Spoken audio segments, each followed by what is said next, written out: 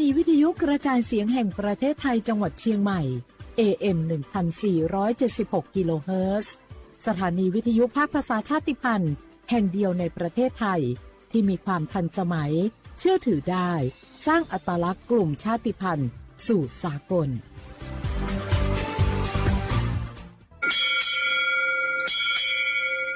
โอโบดะจ้าโอบิชเปอร์เหมอซุงคาปอกว่าย้อซงปดูธรรมาสถานีวิทยุภาษาชาติพันธุ์แห่งเดียวในประเทศไทยทันสมัยเชื่อถือได้แล้วพบกันที่สวทเชียงใหม่ AM 1476 กิโลเฮิรตซ์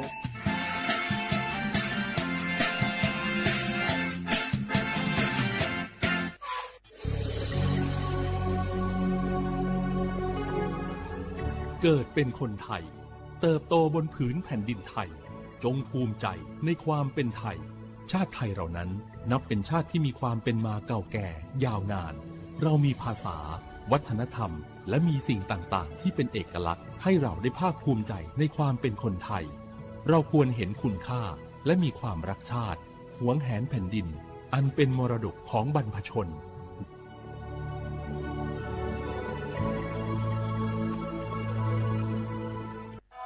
ฟ้าสลัวมัวแสงระวีส่องนกหยุดร้องวังเวงให้เงียบเหงามองฟ้าวันนี้เป็นสีเทาอกประชาหมองเศร้าระทมสวงด้วยพระราชธิดาพระองค์ใหญ่เสด็จคันไลสู่แดนสวงเสียงร่ำไห้สะท้อนสถานสวงพระเป็นดั่งดวงใจไทยประชา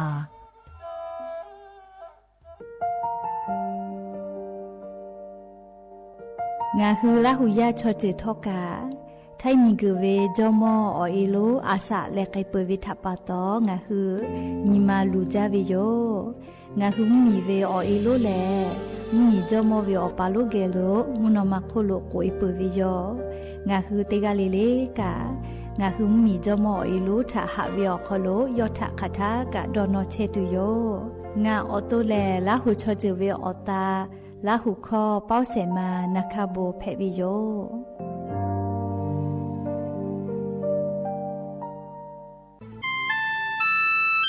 งาคือเจ้าวัดจิ้งใหม่ออกข้อต่อคืออติออกคอโลโฆษณาติผาคือกาเวลโก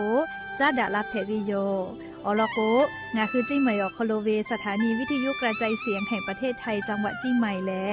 ออกข้อต่อเวสายาติผาสู่ไกเวกาวูจ้านหุและโฆษณาติผาคือกาเวลโกจ้าดะคือโทรศัพท์นำบะแนะ0 5 แซนี่สือขอ0ขอฮีไม่ให้เลกะ0ก้อนี่อ้อขอฮีง่าสือก้อโทรศัพท์นำบะชเวทะจ้าดะและโฆษณาติผาคือลาเพดิโย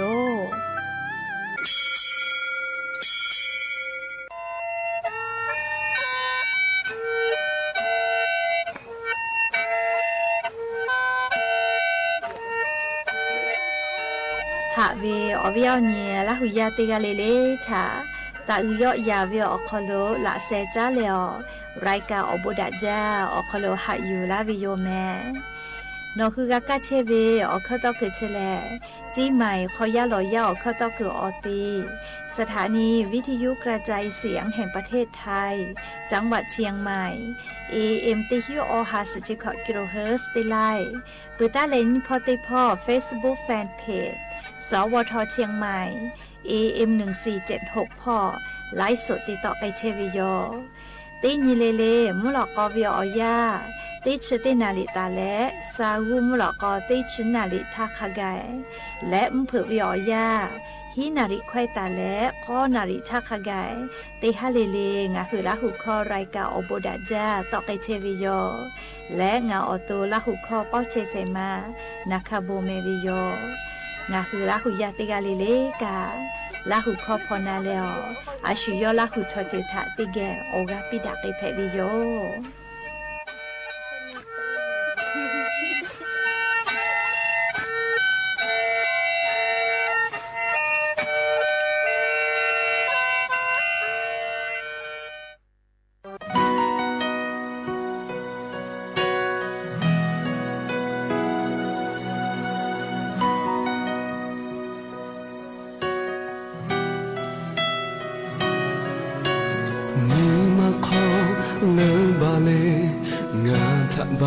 ตะโลออกขโมยชอบนี่มาเปิดคนโลเดียวเชหาเลเจเวงาเกกอลาตุมาโลนี่มานาตุตาเตงาเอาปาโลโนโตไปโลเฮมากาเวออกกาโลงามาเชกามาแข่งกันนี่มาชีขอชานาเจไม่เอทอฟิไกปะ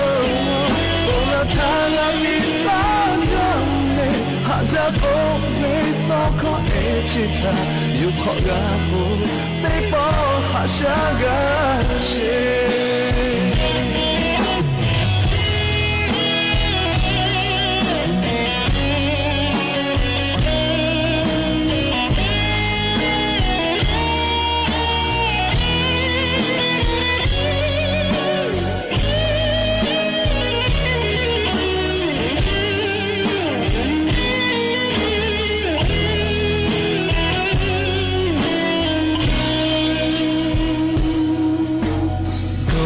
เว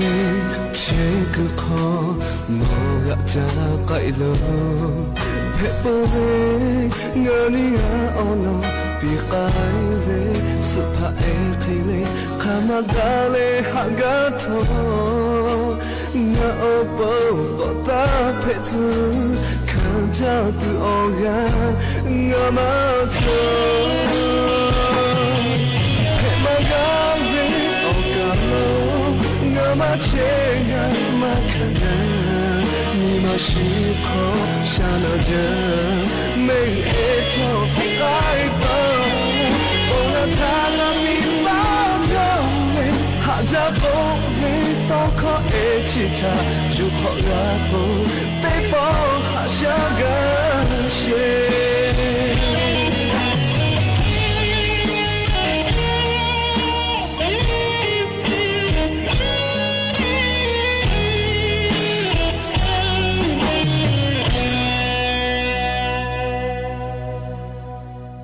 บุดาจาวิโย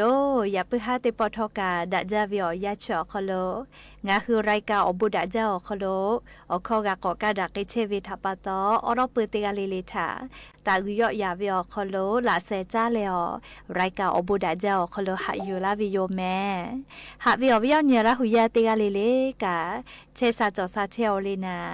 จะได้เจอกันงาคือไทมิงกอคโลแลมุยิขอยาเพวิทัปตอเตกาลิลิกาเชซาจอซาปุตุอโปอาชุยอตัวยอยากาทาคาเดนหาซาดักอิเสแม่และยันนี่แหละจะได้สอคโลสปุญีนีฮิฮาปาอกูฮาปาคโลยันนี่ติชิฮีนีฟันเพวิโยและจะขอนี่ฮีนี่จะขอมุขอหาวิวเนียระหุยาติเผาติฮาเลเลวิอยาฮินาริควตาเลอก็นาริทักกายติฮาเลเลงาหุลาหุคอรายกาอบุดาเจ้าคโลตอกไอเทวิโยวิทยุเรดิโอพอAM ติฮิโอหาสจิขอกิโลเฮิรตซ์ติไลพอเปื่อเลกา Facebook Fanpage สวทเชียงใหม่ AM 1476พอไลฟ์สดติตอกไอเทวิโยงาหุลาหุยาค่ะพ่อซาพ่อจอกอุพอพอนาและติแกในหุลาหุชอจิตาโอกาปิดักไอเพวิโยและอย่าไปหาวิอยาคโลทอกะยูเวลาตาวิอบูจอวิอลอติผาไลรอยูเวลาตาวิทัปตอวิอเนียละหุยาติผาติแกโอกาปิดักอิสิแม่เวลาหุยาติผา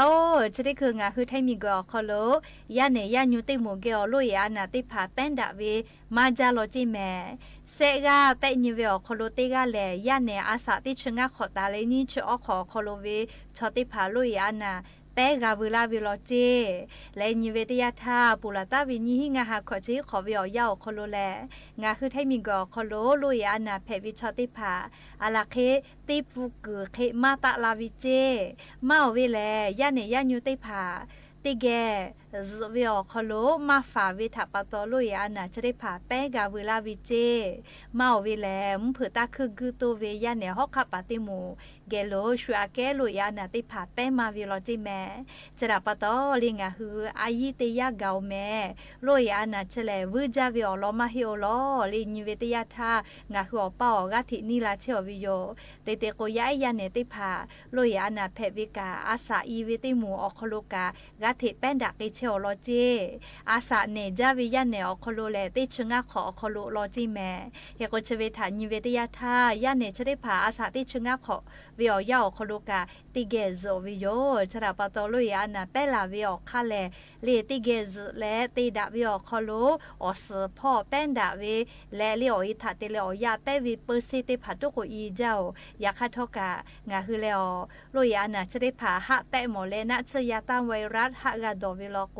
มากานาจาและงาฮือกาเชโมวิโยยาคากาโกโกตุเวติยาโลโกชได้คือคาไกกาโลยานาอปุมาทาติเปตุเวนะชมาจอเฮวิโยจราปะตอสติตาเลอาชุยอตูคาเดฟาปื้อวิเลลาหุยาติพาวสติตาเลฝาจิแม่กรมการจัดหางานพ่อซาตาปิกาลาวิชได้คุยฮีและฮีจ้าเป่าโมติพาแลกรมการจัดหางานวิอเมเยและมุมียาเกียวกาจาลาเกาอบองเมียวกาสติลาเกาก็เลยพุติพาฮีจ้าหลูลาวิมาวิโลเจ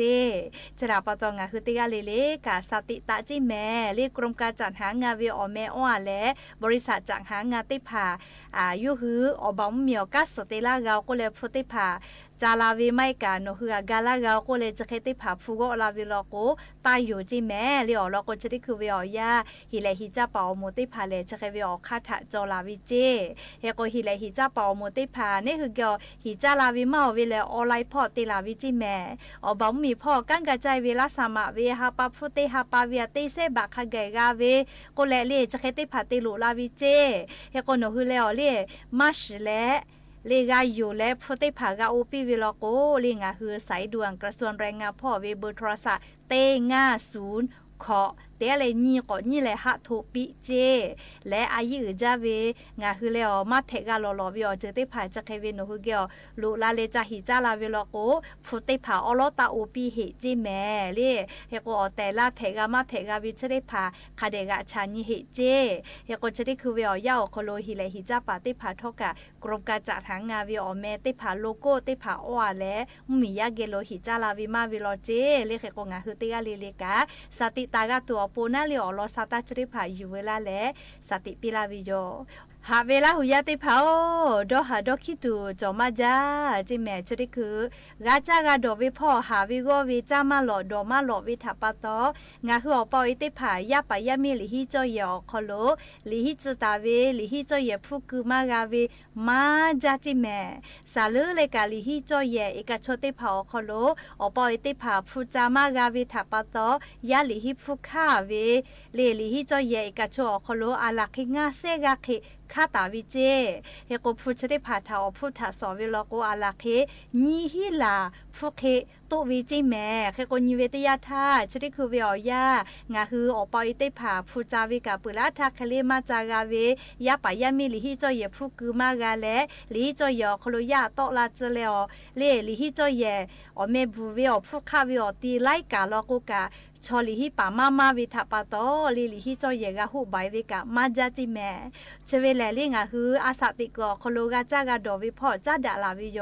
ปุระตาทาคลีฟุมาจากาลาวิทัปโตลิอปอยไลกาทกาดอหาดอคิเลลิฮิจอยคโลพุจากุมากาเลยาปายามิลิฮิจอยกาจปาวิกามาจาจิแม่เชเวเลลินิเวติยาทาชริคืองาฮือมิยาติญิปุติญิเจกามากุลาวิโยวิทาลิงาฮืออหิมอวิโยจิแม่เขกว่ามาเวลาติญิปุติญิเจกามาโลวิอโคกาจีกาโกชาเล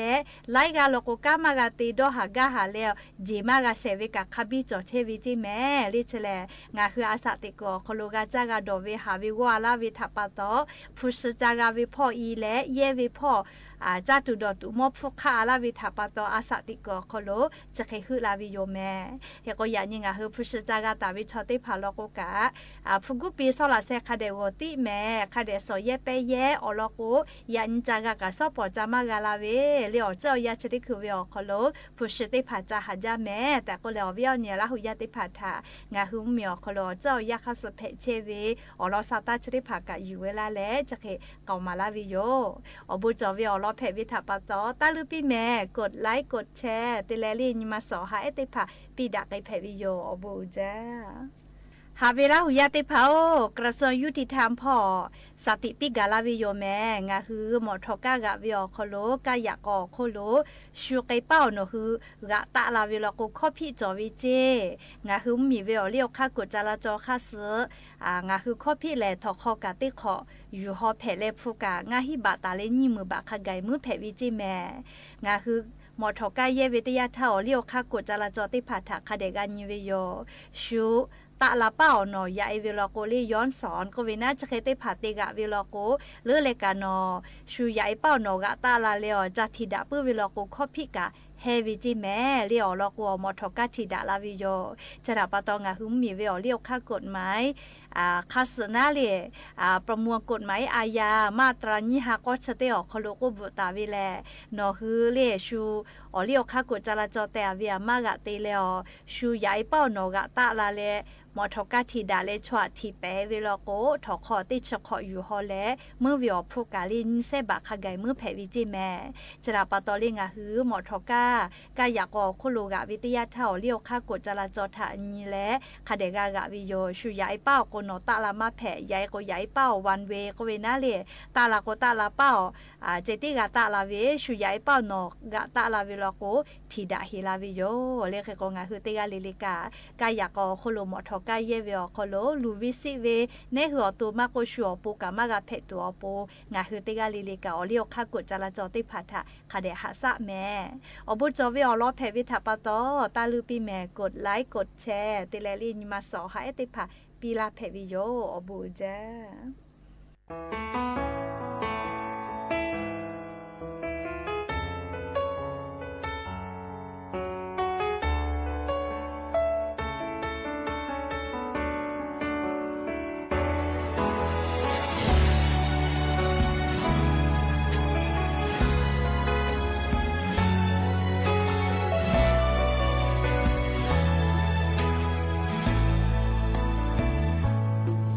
我大为的追有空，我他妈呀可着嘞，呀你啊，不嘛大为呢，多老为我这卡背，陪老为的追嘛着，你嘛那你嘛路陪不为的哟。สุดท้ายนี้ก็รู้ได้จ้าอาศัยอยู่หาเวชโอเกงาก็ขาดทางกันงาเจติโชกุมาเคงาฮึกาจะเวหาเวงาก็งาเวก็ไม่หืออาทุมาปะตอเลยนานามาข้าเคยได้และปัวทุเลงาพี่ไก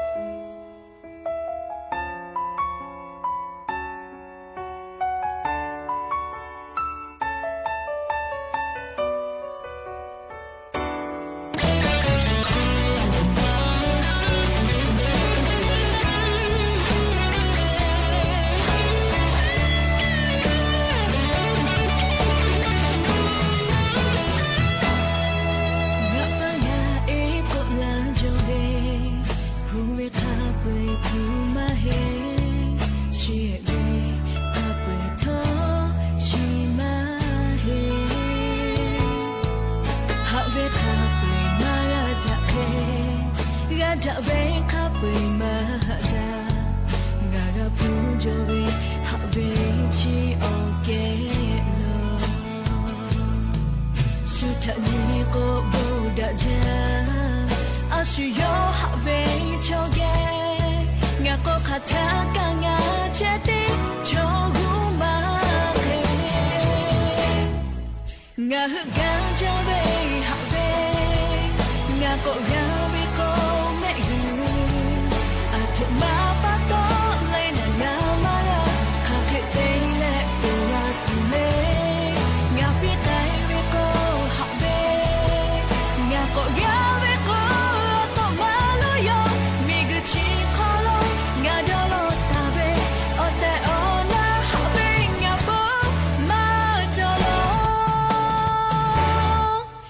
ฮึกะจาเว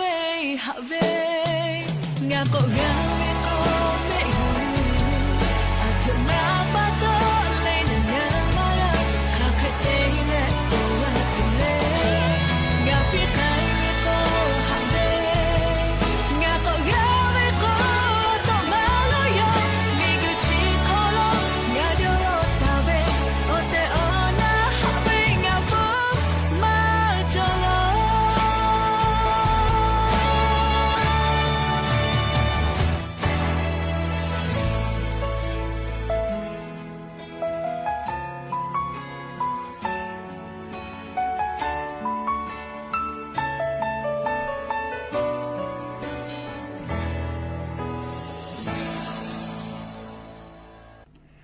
หาเวลาหุยาติเผาจะขอเป้างาคือไทมิงกอคอโลกาจะเยลูอานาเพวิชอติผามาเจ้าจิแม่อาลาเคนิเซกาเกาเจจะเยลูอานาเพวิและจะเยลูอานาเพเลชอกันชงากาโซจิแม่จะรับปะโตเลียงาคือติกาเลเลกาชริเจวิอยาแลอตุคาเดนิหาสะแม่อลอกจะขอวิอยางาคือไทมิงกอคอโลจะเยลูอานาเพวิชอจาลาติผามาจาเวติขอเพวิโยและนิเวติยาธามาวิแลยาเนยาญูกาติจาปาอมุติผาเกียวเพมาจาวิโลจิแม่จะเยลูอานาชริผาทอกาเฮกอจะขอวิอยากามุยิขอยาอคอลุเชอวิทาปาโตชมชเกติผาจะเยลูอานามากาเพตูนัชวาสิติผาคเดจุฝาจิแม่อลโกกามวิแลปุลาตาวิติขอญิหิงาหาขอจิขอคอโลจะเยลูอานานาเลอนาจาเลเซเวมาวิเลชมชเกติผาและอตุคโลอานาจวิชอติผาเพวิโลเจและจะขอเป้ากากอนิเวติยาธาจาลาถาญาโกมาจาวิโยอัญขออาเกอาลักขิติปุเคมาตะลาวิโลแมเฮกวงาคือจะเยลูอานาชริผาธาฝากาตัวโปเลงาคือติกาลิลิกาลาเซชเวมอกอพาเบวิชริผาอายีอือจาเฮวิโยเลจ้าถัดจ้าจะเยลูอานาจะได้ผ่ามากาเป็นดักในตัวอโปเคก็จะขอเป้ากันนิเวติยาทัดจะเยลูอานาเพวิชอติผ่ามาวิโยเลนิเซกาเกาจิแม่ติฮัปปาจันวารีฮัปปาติเวลาเลอฮีฮัปปาอกูฮัปปาวิอยาชอคโลเคเตเลนาเลเซเวเลเลขับไปกันชงากาเกาจิแม่เลจะขอเป้ากาจะกาลิงาคือติกาลิลิกาสติตาเลฟาปุตัวอโปจะเยลูอานานาบุชติผ่าทอกาจะได้คือกาเทเป็นดักเชียววิโลแม่เคกงาคือเตกาลิลิกา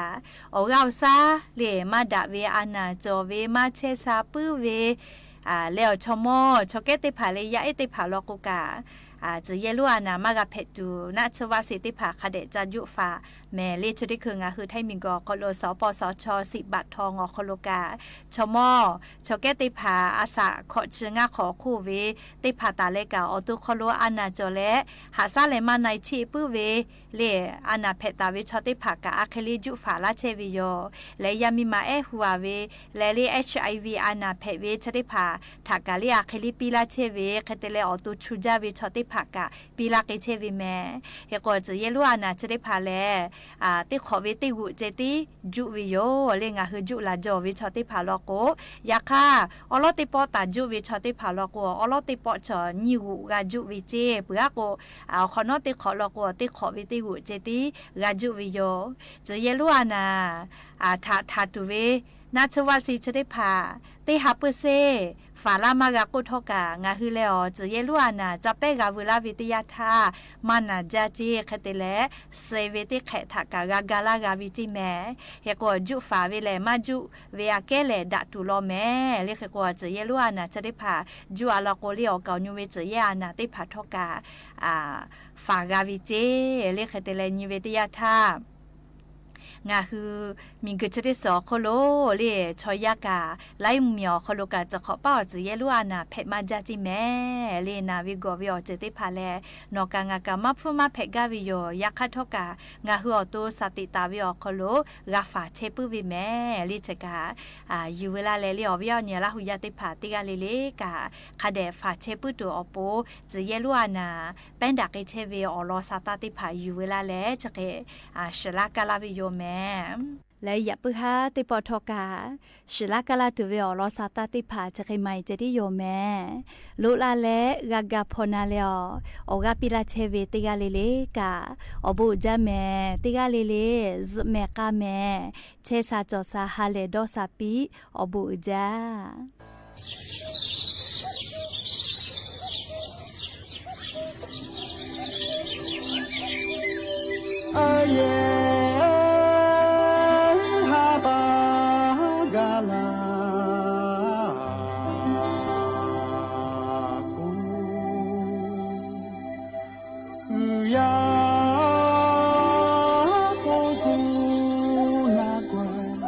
que是一丝没哈喽，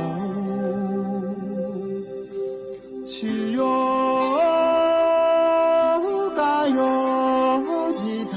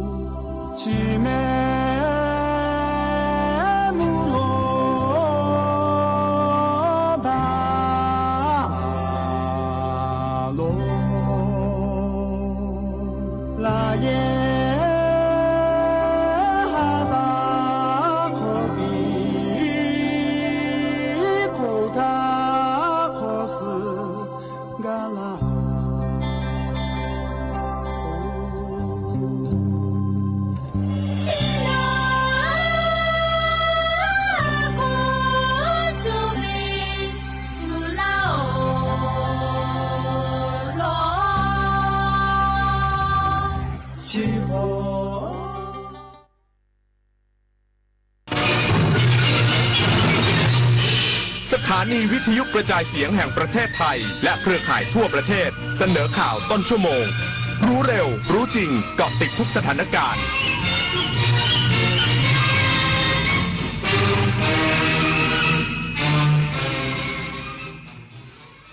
รับฟังข่าวต้นชั่วโมง 21 นาฬิกากับอานนท์ นันตะสุคนครับนายกรัฐมนตรีพอใจนักธุรกิจรายใหญ่ของออสเตรเลียสนใจขยายฐานการลงทุนในไทยอีกสักครู่กลับมาติดตามรายละเอียดครับ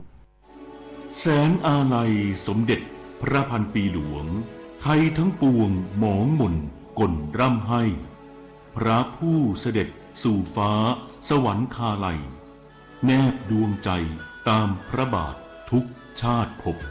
ปวงประชาน้อมสำนึกในพระมหากรุณาธิคุณเป็นล้นพ้นอันหาที่สุดมิได้ข้าพระพุทธเจ้าคณะผู้บริหารข้าราชการและเจ้าหน้าที่สถานีวิทยุกระจายเสียงแห่งประเทศไทยกรมประชาสัมพันธ์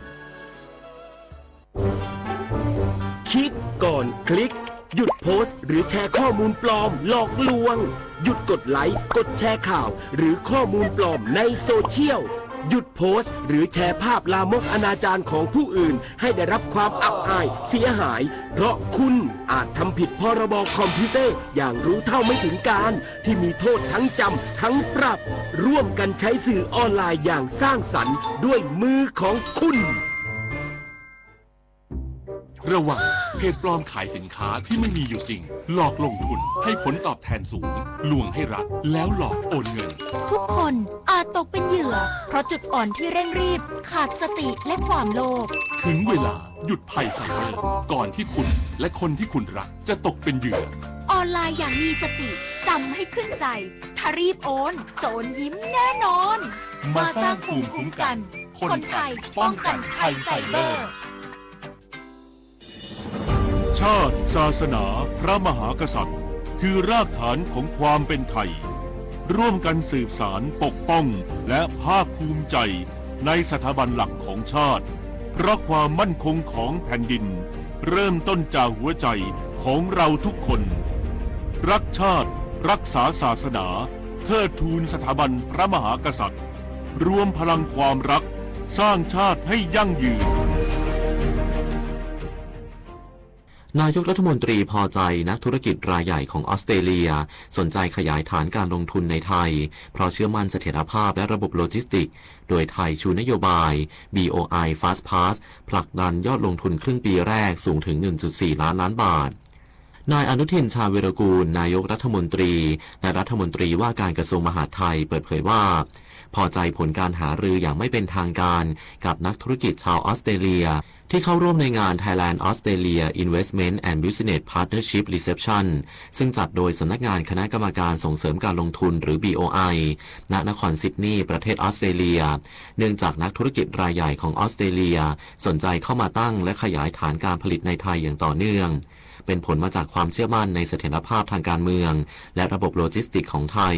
ส่งผลให้ยอดลงทุนในครึ่งปีแรกพุ่งสูงถึง 1.4 ล้านบาทอีกทั้งยังมีนโยบาย Thailand Fast Pass ที่ช่วยอำนวยความสะดวกและแก้ไขปัญหาแบบเบ็ดเสร็จซึ่งได้รับเสียงตอบรับที่ดีเยี่ยมจากนักลงทุนต่างชาติและวันพรุ่งนี้จะหารือกับผู้นำออสเตรเลียที่กรุงแคนเบอร์รา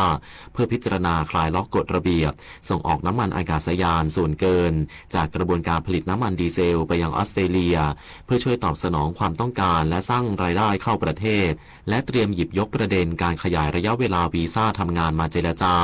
เพื่อแก้ปัญหาการขาดแคลนเชฟในร้านอาหารไทยที่กำลังเติบโตพร้อมเน้นย้ำภาพลักษณ์แรงงานฝีมือที่มีความเชี่ยวชาญทำงานถูกต้องตามกฎหมายเพื่อยกระดับเศรษฐกิจร่วมกันแบบ Win-Win Situation รัฐมนตรีว่าการกระทรวงแรงงานห่วงแรงงานไทยบาดเจ็บจากเหตุระเบิดในอิสราเอลสั่งเร่งติดตามอาการและให้ความช่วยเหลืออย่างใกล้ชิด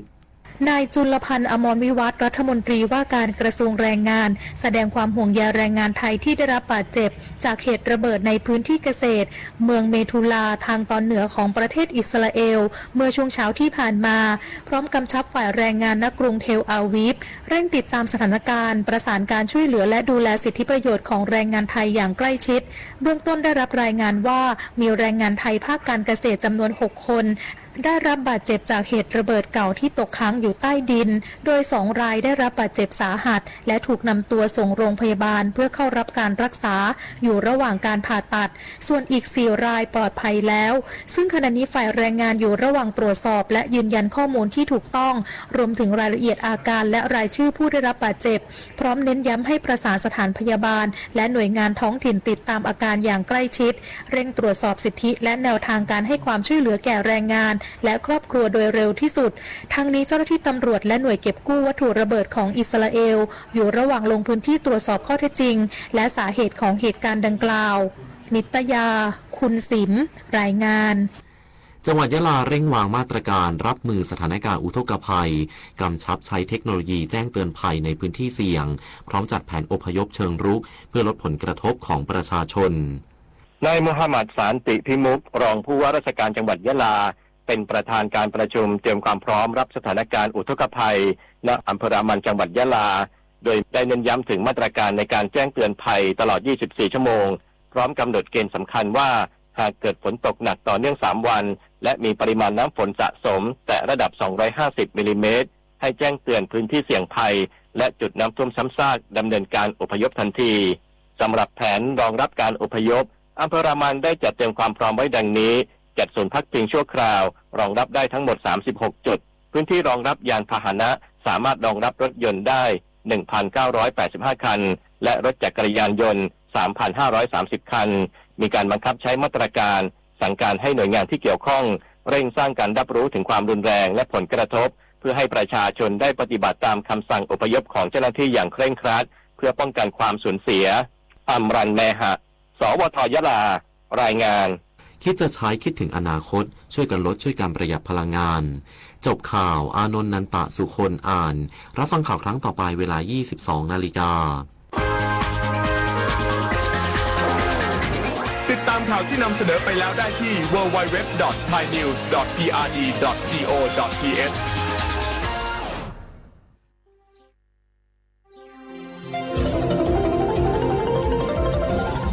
วิทยุแห่งประเทศไทยให้ความรู้คู่ความสุข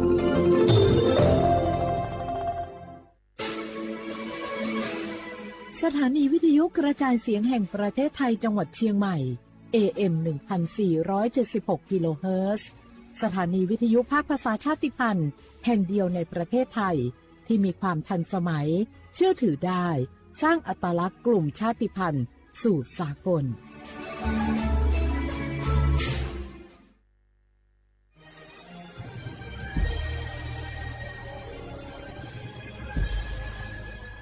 เกิดเป็นคนไทย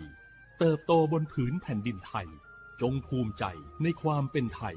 ชาติไทยเรานั้นนับเป็นชาติที่มีความเป็นมาเก่าแก่ยาวนานเรามีภาษาวัฒนธรรมและมีสิ่งต่างๆที่เป็นเอกลักษณ์ให้เราได้ภาคภูมิใจในความเป็นคนไทยเราควรเห็นคุณค่าและมีความรักชาติหวงแหนแผ่นดินอันเป็นมรดกของบรรพชนร่วมภาคภูมิใจในความเป็นไทย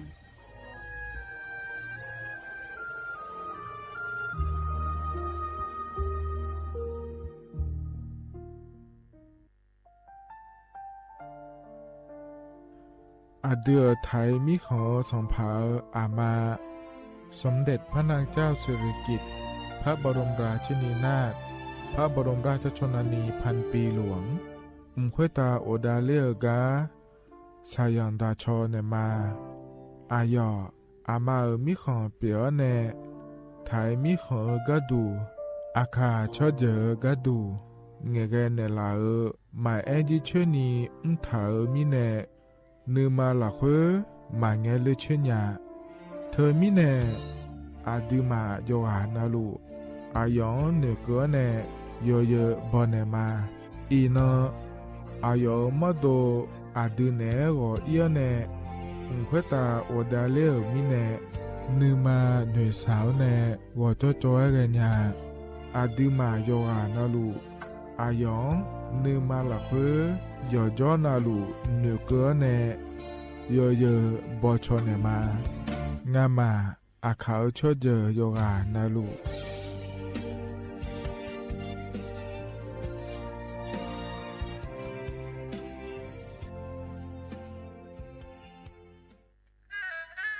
กราบก้มบังคมบาทปิยราชธิดาพระเสด็จสู่ฟ้าปวงประชาร่ำให้ครวญนานาพระกรณียกิจในดวงจิตทวินหวนทุกเร้าเศร้าในสวงพระคือดวงใจไทย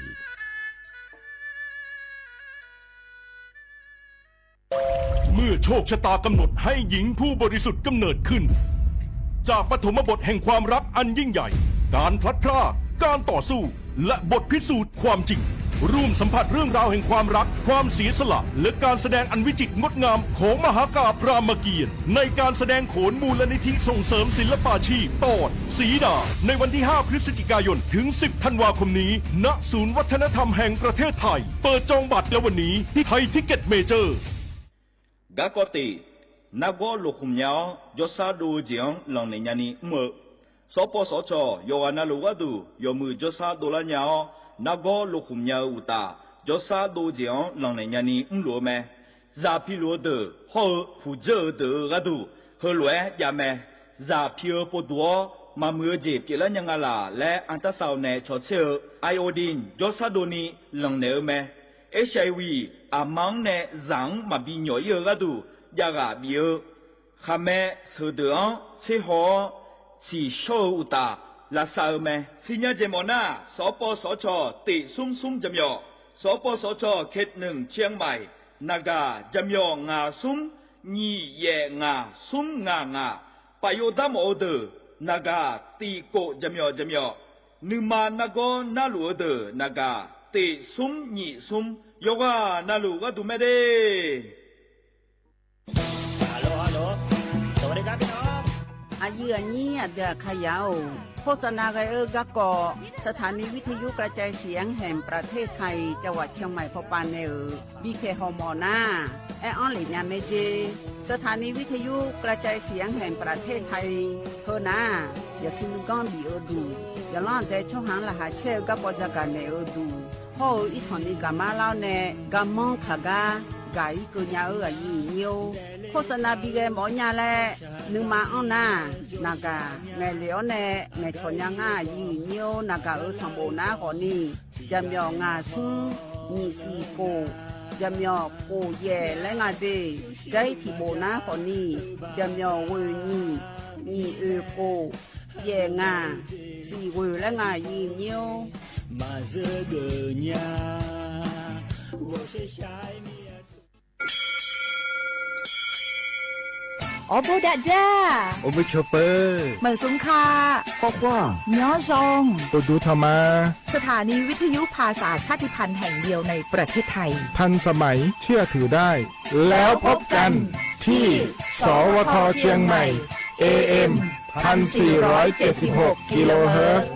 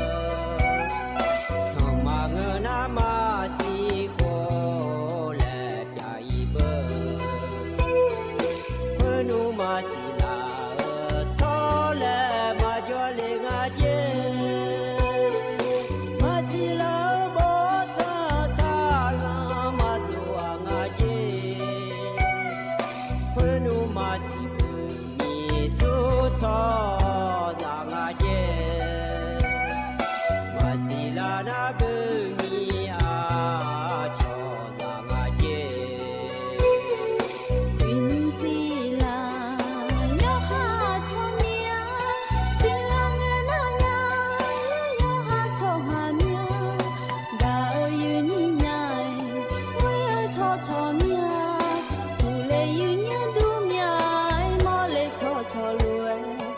adiza ani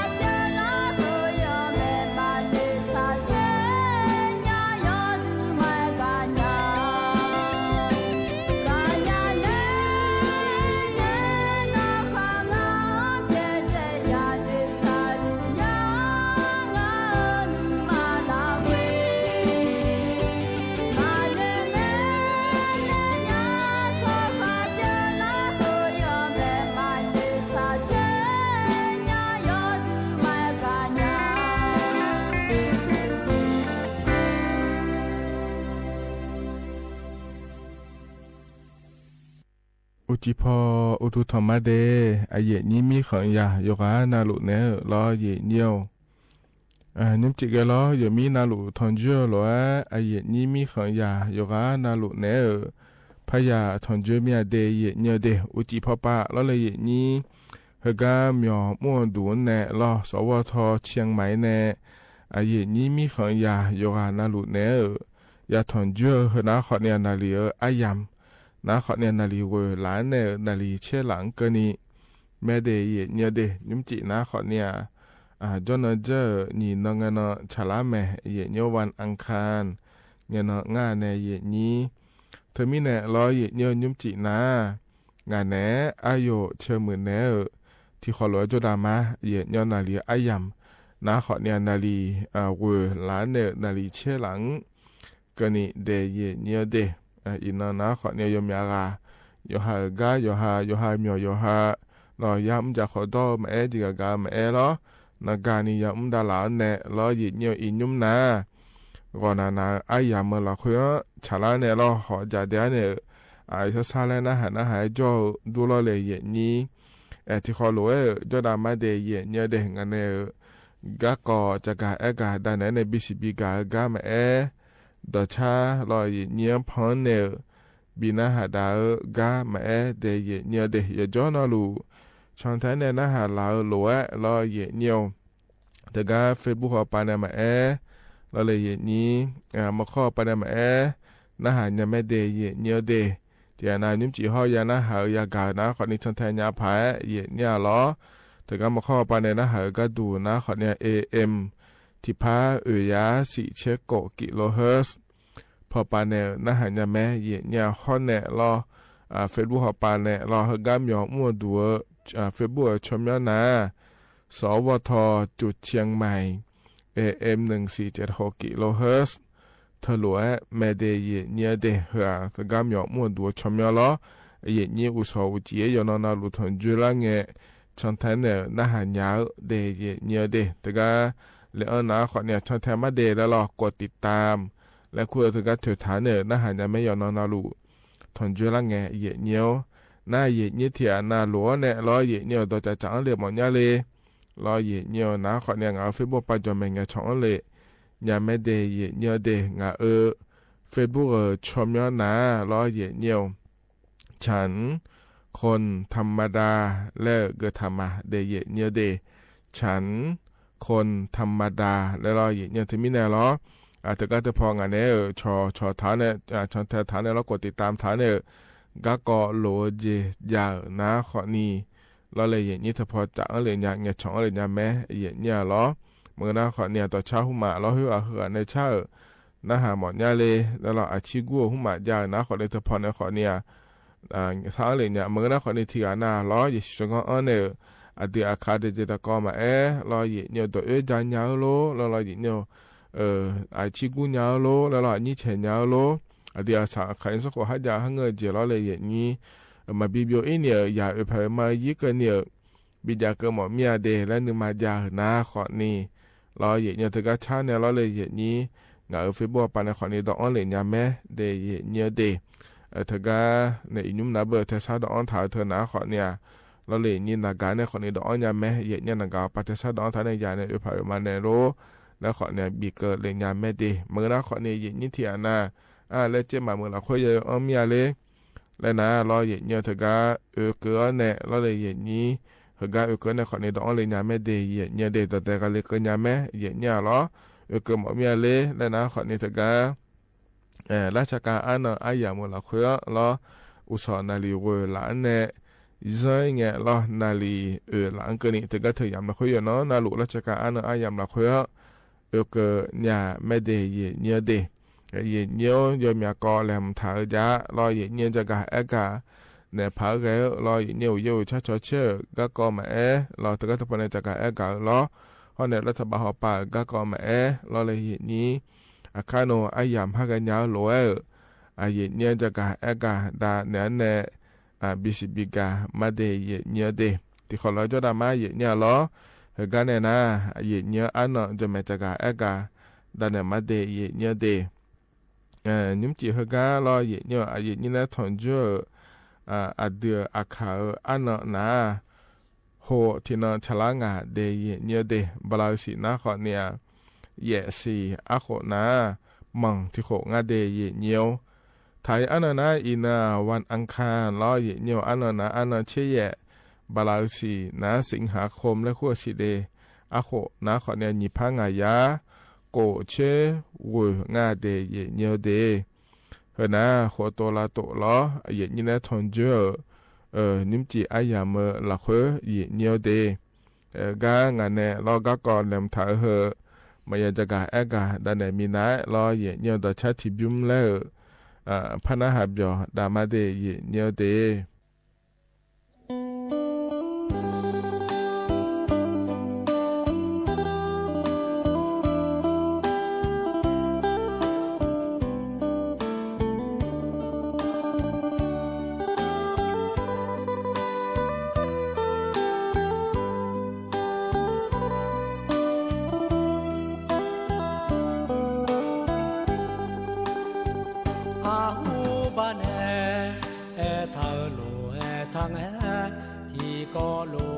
จอ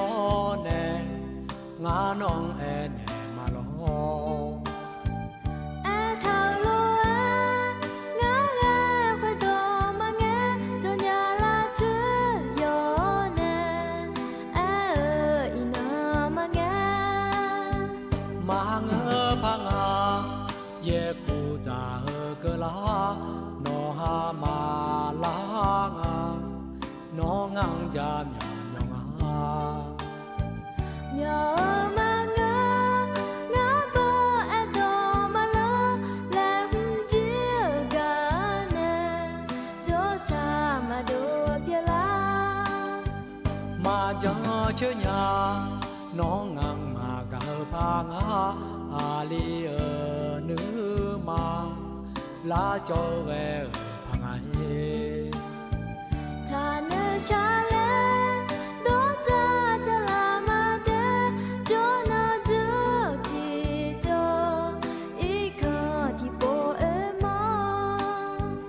มาไม่มาเยกูจาดูตานาโนหากาญาโนเวมายาเนชาอาดูนีลานึมาตาลอนาที่ก็รู้กาเนเฮลัวเดดาเลมา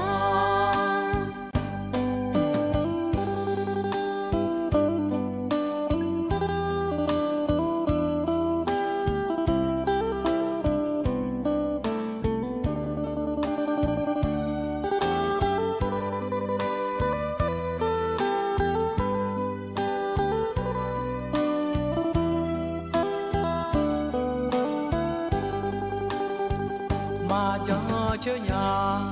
น้องงังมากะพางาอาลีนึมาลาจอเวพังไอทาเนชาเลโดจาจะลามาเดโจนาเจจิโจอีกาที่โปมาไม่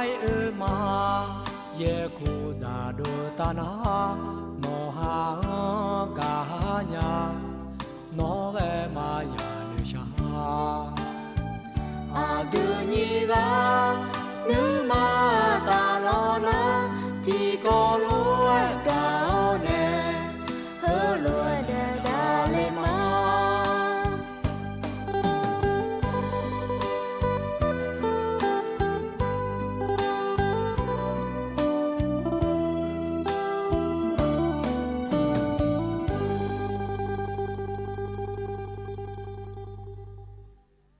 เธอนะต่อช้ารอเย็นเนี้ยพอเนี่ย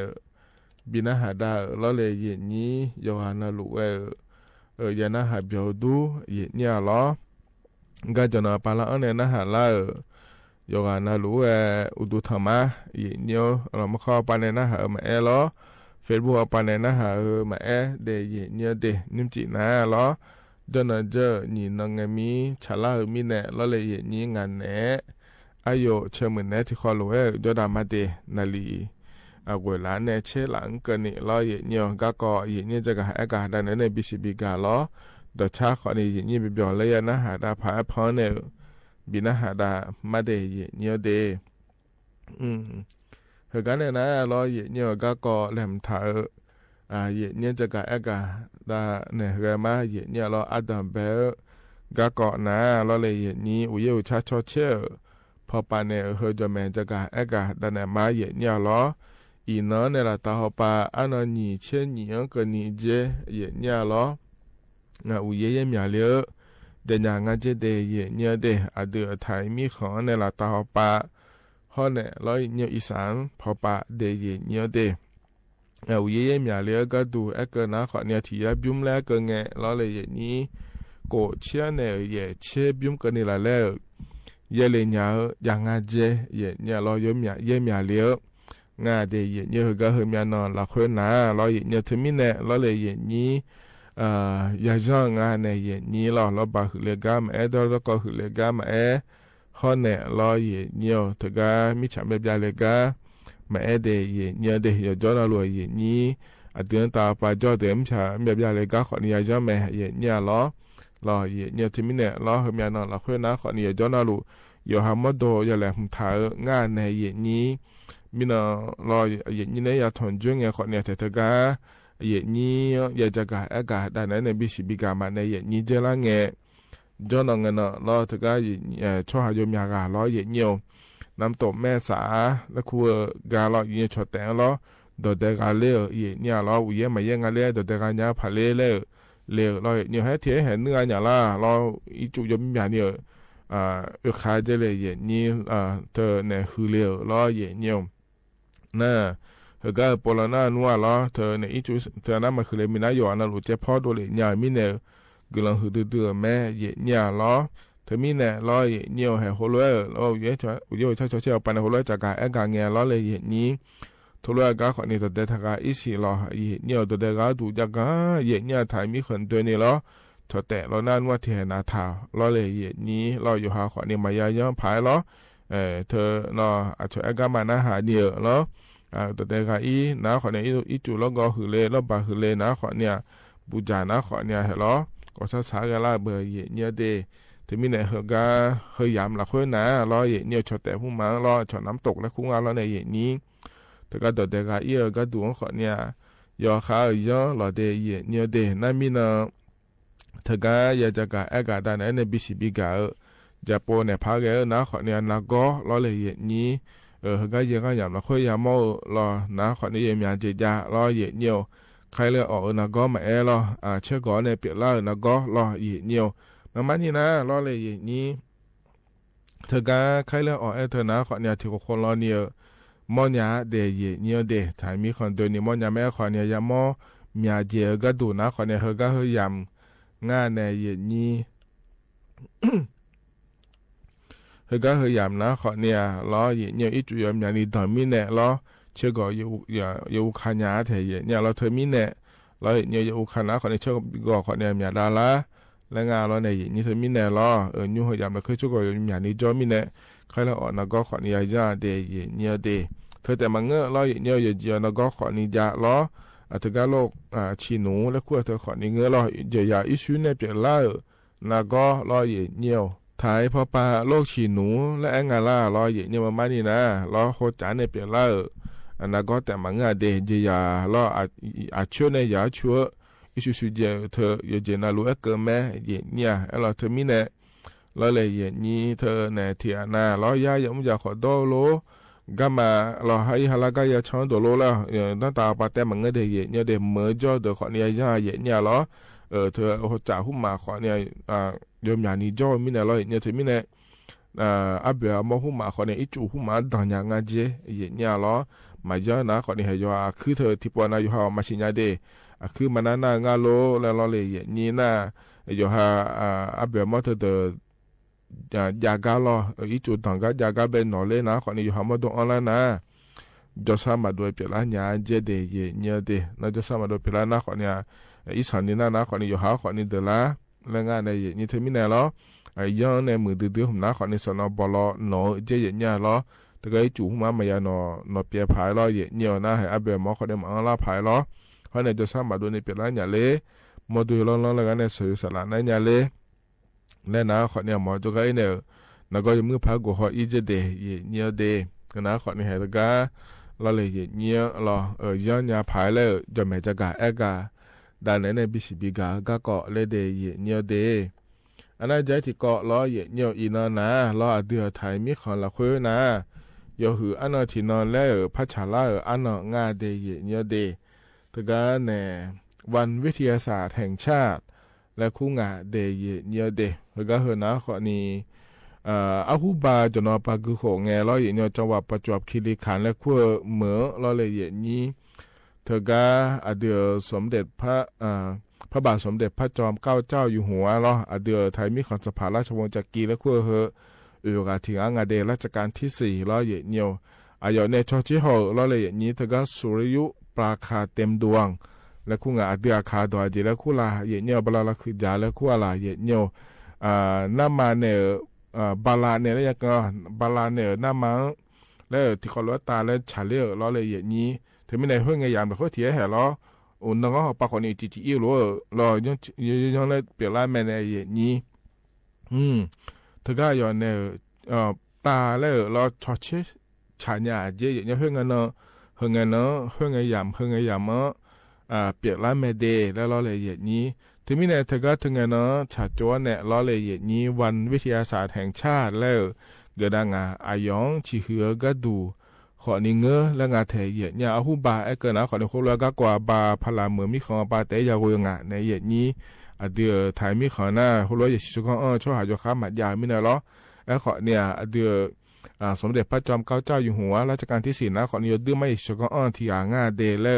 มีของบิชิญญาก็ดูล้อเยเนียวเธอก็ถึงเนาะล้อเลยเยนี่อันนั้นเชี่ยบาลาเยเสียล้ออาโคนี่พระยะเชติเงเนาะเงขวงเนี่ยแม่เดเยเนียวเดเธอก็วันวิทยาศาสตร์แห่งชาติและขั้วเธอบิเกิดดังเยเนี่ยล้อมานี่นะล้อเยเนียววันวิทยาศาสตร์ได้ดอนเราวิทยาศาสตร์ได้เหรอนะขอนิยาชิชกอจอลเจียเดเยเนียวเดเธอก็ยมยาเจเนอยุมดาวล้อเลยเยนี่สิตก็เขาก็เจนาล้อเยเนียวอิยุมล้อเลยเยนี่เธอก็ดูมันในยุมลาวมีก็ใครซื้อยุมลาวเฮเจต่อรู้มาล้อเลยเยนี่วิทยาศาสตร์เทคโนโลยีและขั้วตัวในอยู่มันในจำเจลาเยเนียวเขาในเธอแต่มันเงาล้อยมยาเจเนตัดเลี้ยดื้อจีเนยเจนารู้แล้วขอไอ้ยังไงเนี่ยอยู่เหมือนจะชาโดฮป้ามาล้อเลยอย่างนี้ฮะอาหูบาเกิดนะขอนี้นักก็นั่งเจแล้วเกิดนะขอนี้เราอีกเดียวอาหูบาช่วยอย่าเหอุมาแปะหุมาเรามาดู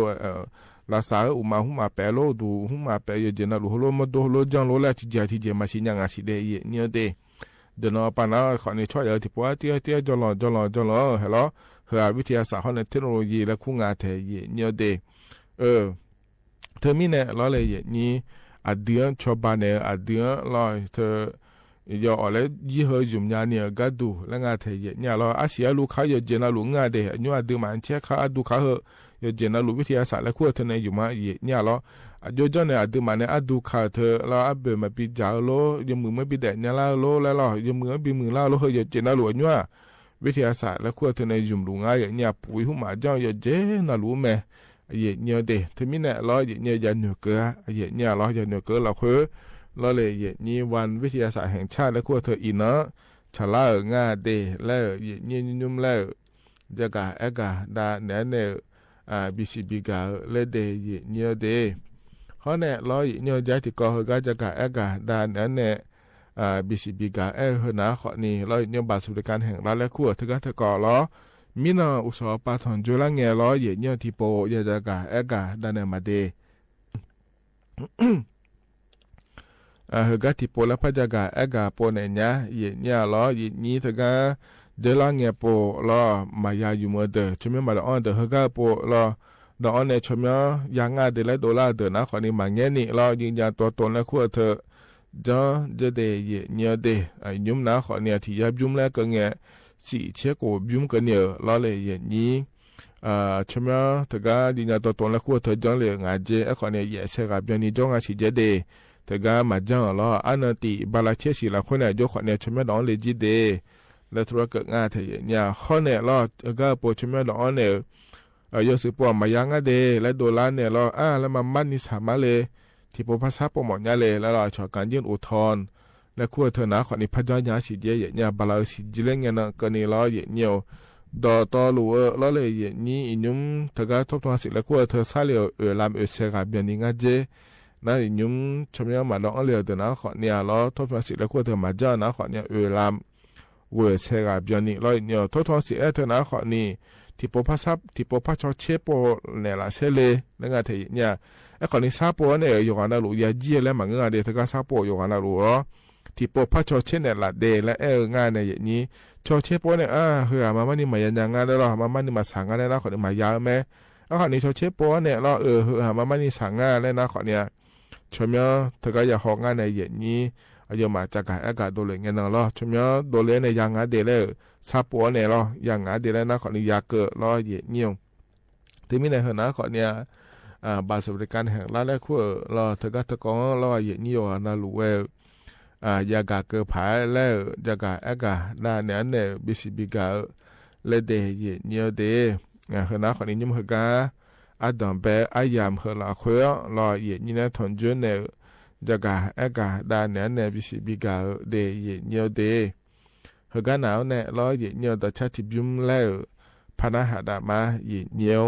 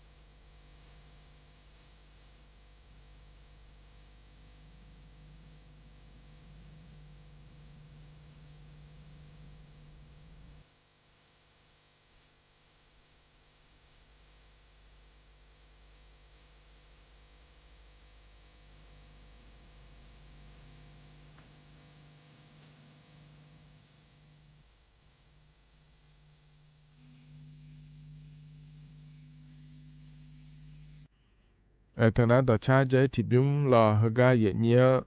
พอเนี่ยบินหาดาล้อนิมจีอายามเฮละเคเดเยเนียเดอายอนาลุยนะฮะเบียวดูล้อเยเนียวจนอปาลาเนี่ยนะฮะละเยนี่ยอนาลุอุดุธรรมะเดเยเนียเดมาข้อปานเนี่ยนะฮะมาล้อเฟซบุ๊กปานเนี่ยนะฮะมาล้อเยเนียวงานแน่อายุเชื่อมือแน่ที่ขอเลยจอดามาเยเนียอุสุที่อานาล้ออันนั้นเบียยามละเคมันนะฮะดันยาเดินนะขอนี่ล้ออยู่ชาชเชื่อปานเนี่ยจากาเอกาดานนั้นในบิสิบิกาเลยแต่ก็ถ้าพอในจากาเอกาโดเลียวลัวเราเนียวกาเกลียวอันเราเลยยี่นี้อินเนี่ยบ้านนี่เช่ตินี่เช่เนี่ยก็เนี่ยยี่มีหาเลียเจยี่เนี่ยเราที่มีเนี่ยอีสานป่าจ่อแม่ถ่ายมีคนเนี่ยตาป่าจ่อแม่เราดอก็หือเลกาแม่เราบ่หือเลกาแม่มีฉันมีบาเลกาแม่ยอขายย้อนเดและจากาเอกามาเดยี่เนี่ยเดยี่นี่ที่อันนั้นมันนะหาดันยาเดินนะขอเนี่ยจะนอป่าล้อเฟซบุ๊กปานนะขอญาไม่ได้เยเนียเดเฮกันเลยนะก็แหลมถ่ายจากาเอกาดันเนี่ยมาเดเยเนียเดแต่ก็มีฉาไม่รู้ก็เยเนี่ยเราแผ่นดินไหวและขั้วเธอก็งานในเยนี้เธอก็สำนักงานวิจัยแห่งชาติฮ้อนแน่เราเนียวศูนย์วิจัยแผ่นดินไหวแห่งชาติและขั้วพอปานแน่เดเยเนียเดเธอก็ยอมมันเนี่ยจากเอกาโดเหลียวยังเยเนี่ยล้อมีคนเดินเนี่ยล้อเยเนี่ยมิชามิลูล่าก็เยเนี่ยล้อก็จะมีเนี่ยยอมมันจากเอกาโดเหลียวก็ถูกงั้นเลยแต่นะคนเนี่ยนี่ยอนาลูยาชิญาเนี่ยล้อยจอนาลูยอญาผายเขาเนี่ยจอนาลูยฮัมมัดโดและญาผายแล้วงาเดเยเนี่ยเดที่นขัวก็ดูแต่เดเยเนี่ยเขาก็ที่นขัวก็ดูแต่ล้ออันนั้นเช่นงานก็นี่บาลาสิงก็นี่ล้ออันนั้นเช่นงานก็นี่เอกเงี้ยล้อมิฉาไม่รู้อีสานี่เฮลัวเธอล้อเลยอย่างนี้ถ่ายพอป่าก็ดูนะเบอร์แผ่นดินไหวขนาด 7.0 ขึ้นไปและคู่งานเทียนเนี่ยอีสานี่เฮลัวเธอนะล้อเงี้ยวโดยตัวลัวเชติปัญญาจะได้เงี้ยวเดเวมีของหลักเฮงานเทียนเนี่ยล้อน่าอิสราเอลให้เดือดเถอะนะขอเนี่ยล้อ 7.8 และคู่งานเทียเนี่ยล้อเกิดมีของหลวงเลแล้วก็นะขอในทกาฟิลิปปินส์และคู่มีของงานเดยเนี่ยเดน่าจะนอนซาโปก็ดูนะขอเนี่ย 7.7 และงานเทียเนี่ยล้อทกาฟอเรสและคู่งานล้อเนี่ยทกาอินโดนีเซียมีของงานเทียเนี่ยมีหัวน้องหัวสิเนี่ยอันนั้นเช่นงานข้อลัวสิเดยเนี่ยเดยปนาลูกก็เราเช็ดตีโปกวยมีของเราคืออิสราเอลให้ดือและงานเทียเนี่ยเราช่วงเดือดเลือแล้วก็นะแม่จีช่วยเนี่ยเราที่กันนะอาภาอามือในขอเนี่ยเราไม่ใช่ไม่รู้เนี่ยเชื่อเราเนี่ยจะดูมาจากอาเซรังก็นี่เราเนี่ยยุ่มเราที่กันดูมานะปาที่ปาเราที่นู่นที่นี่เปียกับเปียลัวมันนี่เปียดาละเราอย่ามองเนี่ยที่กันไม่ใช่ไม่รู้เนี่ยยามอเถนาเราเลยอย่างนี้ดิจอนาลุยจะกะอากาศแต่เนี่ยมาเราเนี่ยเฮก็มีของมีฉามีรูแล้วเนี่ยช่วยอย่าให้มีเนี่ยสิ่งเดแล้วเราเลยอย่างนี้เธอมีเนี่ยเราเนี่ยยอข้าวยันพาแรงเจเนี่ยมีฉามีรูเธอจะมีเนี่ยยาจังก็ดูงั้นเลยแล้วก็นะฮะเราอินยุมนะขอเนี่ยยอมหยานี่ยามอข้อเนี่ยเราเกยามละเพื่อมิฉามิลูล่างานละดือเราอินุมเกอขเนี่ยช่วยอย่าเฮมาช่วยเช่นยังสิเดยเนี่ยเดมิฉามิลูล่าเธอเกยามลูล่ายังงานเลยแล้วเนี่ยอยู่จีนั้นว่าขเนี่ยอาจจะขอเนี่ยสิเนี่ยสิแล้วอุยเลยงาเจแล้วเนี่ยนะถ้าจละงาเจแล้วนั่นว่าอุยอยู่ถ้าช่วยเชื่อป่าเราอย่าย้อนรู้จักเอกาแต่เนี่ยไม่ในอย่างนี้เฮียนละคือเราเฮก็จะละละงาเจยังเดแล้วหัวว่าไม่หัวปานเนี่ยมักละมีนาเนี่ยเนี่ยชอเชเนี่ยขอเนี่ยมิฉาไม่รู้เธออินุมก็ขอเนี่ยเฮงยามมิฉาไม่รู้ละเนี่ยเดแล้วที่ให้แม่ยังสิเดแม่จะยังสิเนี่ยเราเธอมีเนี่ยอย่าย้อนนะลูกอย่าแหลมฐานเนี่ยอย่าจ้องงานเนี่ยนี่นะอิมาลาซามีอันนี้เราบาดเพจจอเดเราอย่าย้อนนะลูกอย่าแหลมฐานเจเนี่ยเดือดไทยมีของละคุยขอเนี่ยฮูบะล้อเลยอย่างนี้ซึนามิและขั้วเธอเปียกแล้วเนี่ยล้อเธอก็ช่วยอย่ายอมยานี่เสีย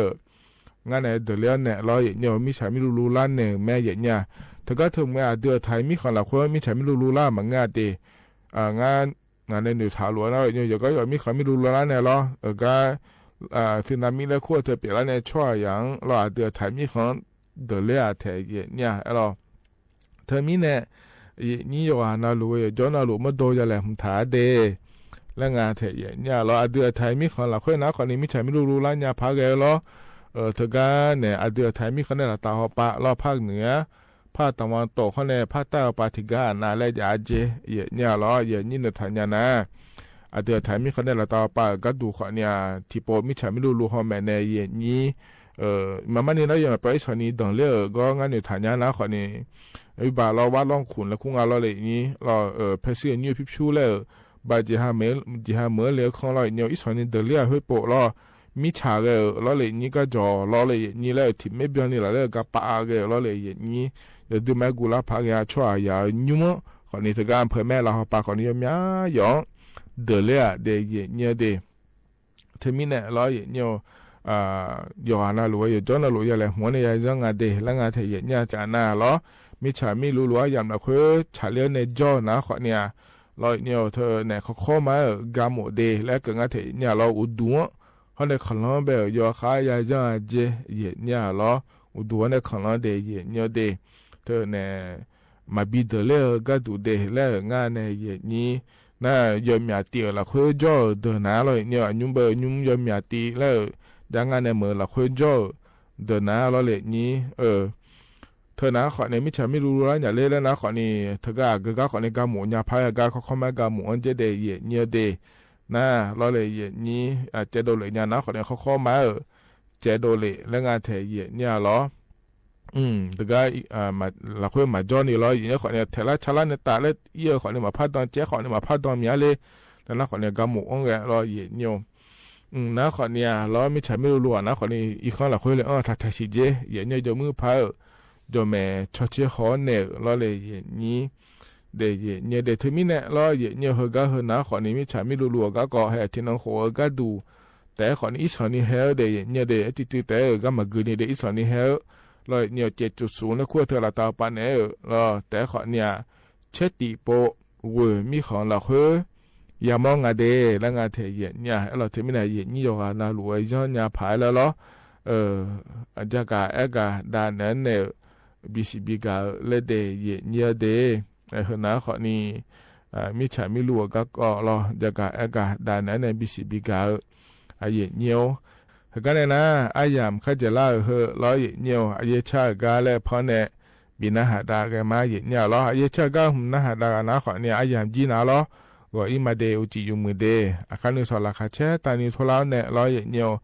นาลีเย่ล้านเนหัวหลังก็นี่ล้องานเนอายุเชื่อมือเนหกามีอมัวดวงล้อสวทเชียงใหม่เนที่เขาหลวงและพัฒน์จุฬามาเดก็อีมาเดอุดูธรรมะสยบุตรที่น้อยเลยนิวสอที่น้อยเราก็สมุยงที่สอยดีฉันเนี่ยยอมมือมาโอเจไม่มาโอ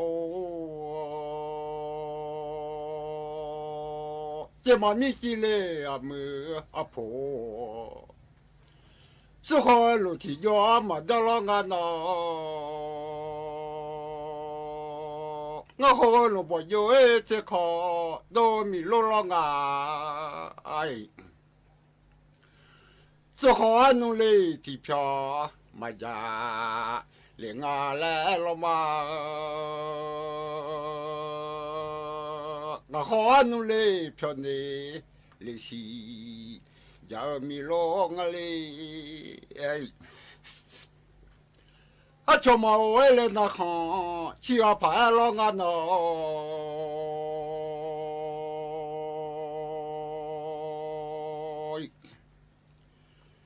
มินุนกมาเวลนะข้ามาชีลากาภายยันยา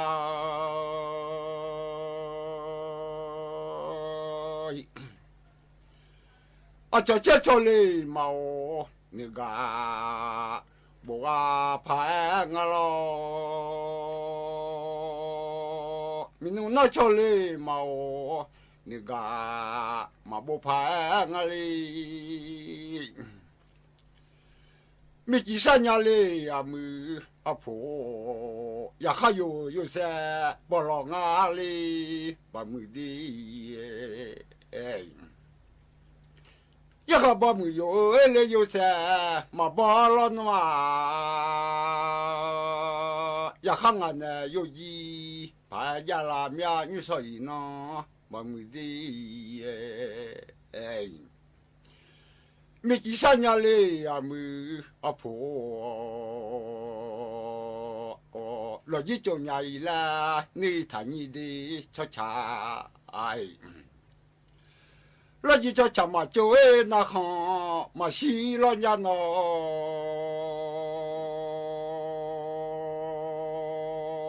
ยอาจจะเจ้าเลยมาเนกาบอกว่าพายาลาเมียไม่หนุนน่าชมเอาเนกามาบลูอาเมียเสียงหาที่กาดีจะมายอมจงเงินนอ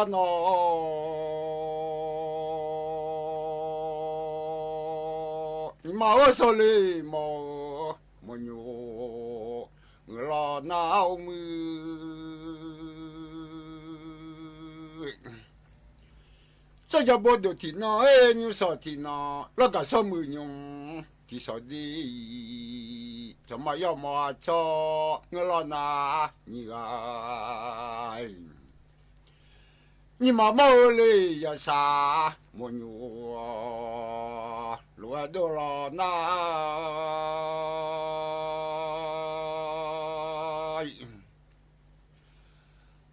อดีตงมาขอยาสาโยที่ไล่ลอยา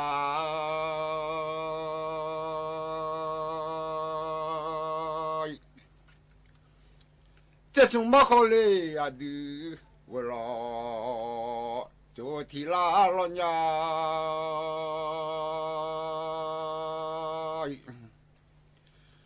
อดีตงมาขอยาสาโยขับเลยมือ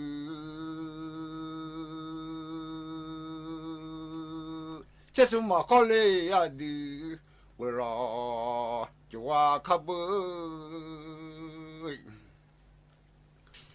จังกว่า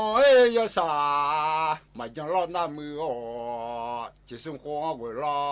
มาจูรอหน้าอย่าเปียลุยว่าจะลางาเจนอย่าชอยจะเป็นบ้ายาเลยอาลูอีเทอุเลงาเจ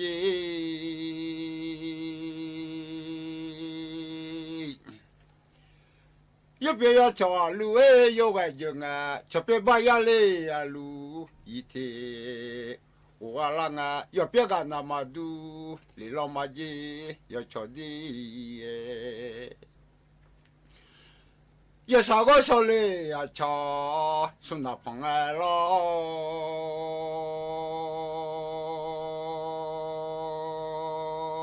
ยอย่าบอกอย่าอยู่เลยสุนัขมาพังเลี้ยวมาเย่อย่าบอกอย่าอยู่อายอและดากะลามาเย่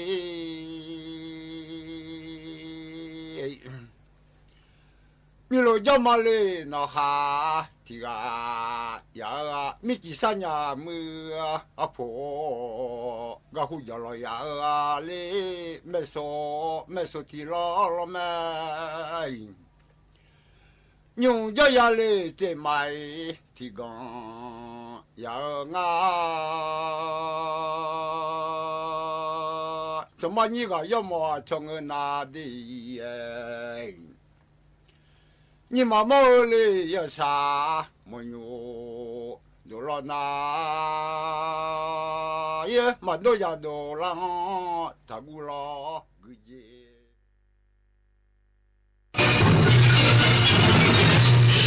สถานีวิทยุกระจายเสียงแห่งประเทศไทยและเครือข่ายทั่วประเทศเสนอข่าวต้นชั่วโมงรู้เร็วรู้จริงเกาะติดทุกสถานการณ์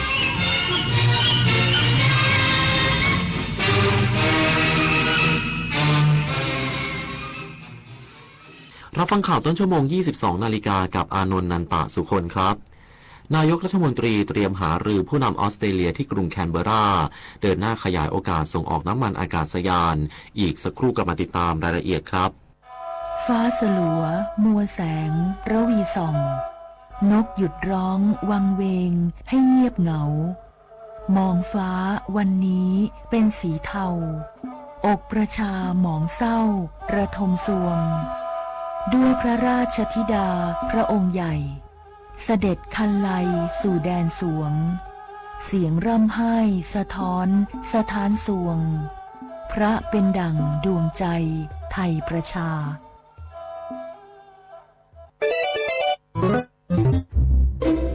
เกมนี้เล่นแล้วได้เงินฟรีด้วยได้ไอเทมในเกมด้วยนะแถมถ้าอยากได้ค่าคอมเพิ่มแค่ชวนเพื่อนมาเล่นเพิ่มก็พอง่ายมากเดี๋ยวก่อนหยุดเลยลบเกมเดี๋ยวนี้ทันทีนี่ไม่ใช่เกมเล่นสนุกแต่เป็นเกมกับดักของพวกมิจฉาชีพรู้เท่าทันเกมออนไลน์แบบลูกโซ่กับดักมิจฉาชีพป้องกันเด็กก่อนจะสายเกินไปเกมที่ต้องชวนเพื่อนต้องระวังอุ๊ยคุณตาไลน์นี้ส่งมาบอกเด็กเรียนสวัสดิการผู้สูงอายุฟรี 5,000 กดลิงก์เลยยุคจหลานมุกนี้เก่ายันชาติที่แล้วมิจฉาชีพชัดๆเล่นเน็ตยุคนี้รุ่นใหญ่ต้องเก๋าคูณ2เก๋าประสบการณ์แล้วยังต้องเก๋าเท่าทันมิตรด้วยจำ3สเต็ปฮิตแชทชัวร์ไว้ก่อน SMS แนบลิงก์เท่ากับปลอมแชทถามลูกหลานให้ช่วยดูชัวร์ค่อยกดปลอดภัยชัวร์เซฟเงินในกระเป๋าปลอดภัยทุกการสไลด์จอด้วยความปรารถนาดีจากสถานีวิทยุกระจายเสียงแห่งประเทศไทยเอกลักษณ์ประจำชาติไทย6อย่างที่คนไทยต้องรู้สัตว์ประจำชาติคือช้างไทยดอกไม้ประจำชาติดอกราชพฤกษ์สถาปัตยกรรมประจำชาติศาลาไทยสัตว์น้ำประจำชาติปรากัดสัตว์ในตำนานประจำชาตินาควัฒนธรรมประจำชาติการไหว้แบบไทย6เอกลักษณ์ประจำชาติสะท้อนความเป็นไทยให้โลกจำสื่อสารตัวตนของไทยให้ชัดเจนยิ่งขึ้นในระดับสากลนายกรัฐมนตรีเตรียมหารือผู้นำออสเตรเลียที่กรุงแคนเบอราเดินหน้าขยายโอกาสส่งออกน้ำมันอากาศยานเปิดทางแรงงานไทยและผลักดันความร่วมมือทางเศรษฐกิจระหว่าง2ประเทศนายอนุทินชาญวีรกูลนายกรัฐมนตรีซึ่งเดินทางต่อมายังกรุงแคนเบอราเพื่อหารือกับนายกรัฐมนตรีออสเตรเลียโดยเตรียมนำประเด็นความร่วมมือทางเศรษฐกิจและการค้าเข้าหารือเพื่อให้เกิดผลเป็นรูปธรรมซึ่งหนึ่งในประเด็นสำคัญคือการส่งออกน้ำมันเชื้อเพลิงอากาศยานจากไทยไปออสเตรเลียหลังฝ่ายออสเตรเลียมีความต้องการสูงขณะที่ไทยมีศักยภาพในการส่งออกซึ่งจะช่วยเพิ่มโอกาสและมูลค่าการส่งออกของไทยนอกจากนี้นายกรัฐมนตรีเตรียมหารือการขยายโอกาสแรงงานไทยโดยเฉพาะแรงงานฝีมือและเชฟหลักภาคธุรกิจออสเตรเลียต้องการแรงงานไทยเพิ่มขึ้นแต่ติดข้อจำกัดเรื่องระยะเวลาวีซ่าทำงานพร้อมย้ำว่าแรงงานไทยมีทักษะและพร้อมเข้าทำงานอย่างถูกต้องตามกฎหมายซึ่งจะเป็นประโยชน์ต่อเศรษฐกิจของทั้งสองประเทศทั้งนี้นายกรัฐมนตรียังยืนยันว่ารัฐบาลพร้อมรับฟังข้อเสนอจากภาคธุรกิจและผลักดันความร่วมมือไทยออสเตรเลียให้เกิดผลลัพธ์ที่เป็นรูปธรรมต่อไป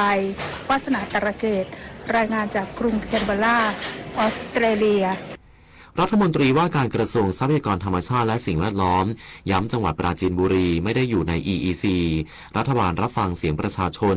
เดินหน้าพัฒนาเศรษฐกิจควบคู่สิ่งแวดล้อมและคุณภาพชีวิต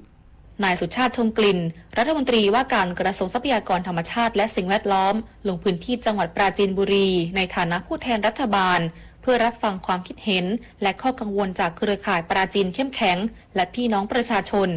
กรณีการนำจังหวัดปราจีนบุรีเข้าสู่เขตพัฒนาพิเศษภาคตะวันออกหรือ EEC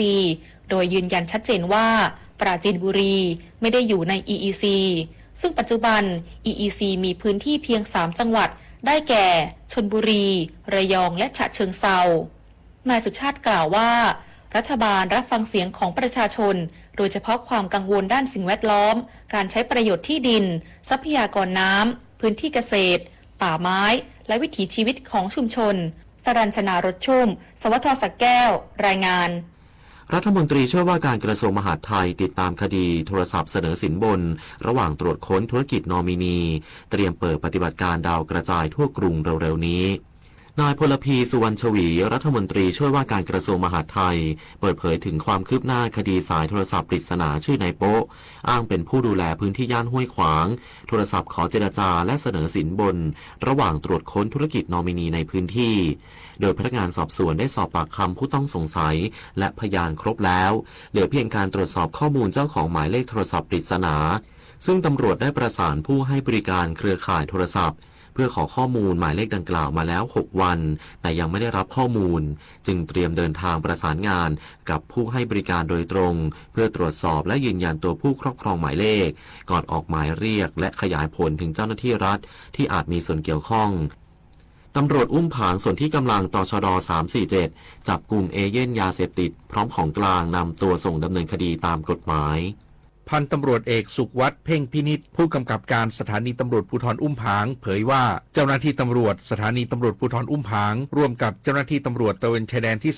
347ร่วมกันจับกลุ่มนายสมชายนามสมมุติบริเวณท้ายไร่ริมถนนสายแม่สอดอุ้มผางหมู่4ตำบลโมโกรอำเภออุ้มผางจังหวัดตากพร้อมของกลางยาเสพติดให้โทษประเภท1ยาบ้าจำนวน893เม็ดเฮโรอีนบรรจุหลอดพลาสติกจำนวน6หลอดน้ำหนักรวม 25.6 กรัมเครื่องกระสุนขนาด.22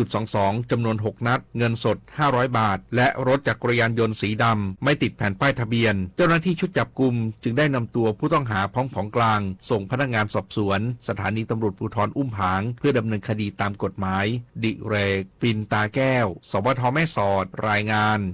จบข่าวอานนท์นันตะสุคนอ่านรับฟังข่าวครั้งต่อไปเวลา 23 นาฬิกา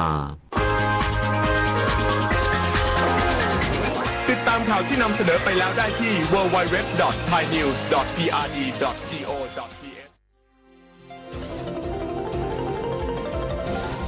วิทยุแห่งประเทศไทยให้ความรู้คู่ความสุข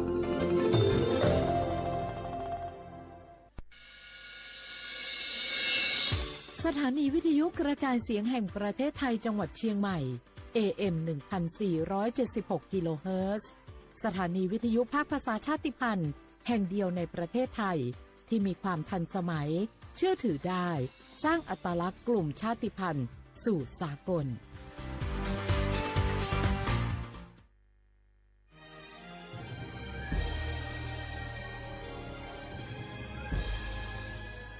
เกิดเป็นคนไทยเติบโตบนผืนแผ่นดินไทยจงภูมิใจในความเป็นไทยชาติไทยเรานั้นนับเป็นชาติที่มีความเป็นมาเก่าแก่ยาวนานเรามีภาษาวัฒนธรรมและมีสิ่งต่างๆที่เป็นเอกลักษณ์ให้เราได้ภาคภูมิใจในความเป็นคนไทยเราควรเห็นคุณค่าและมีความรักชาติหวงแหนแผ่นดินอันเป็นมรดกของบรรพชน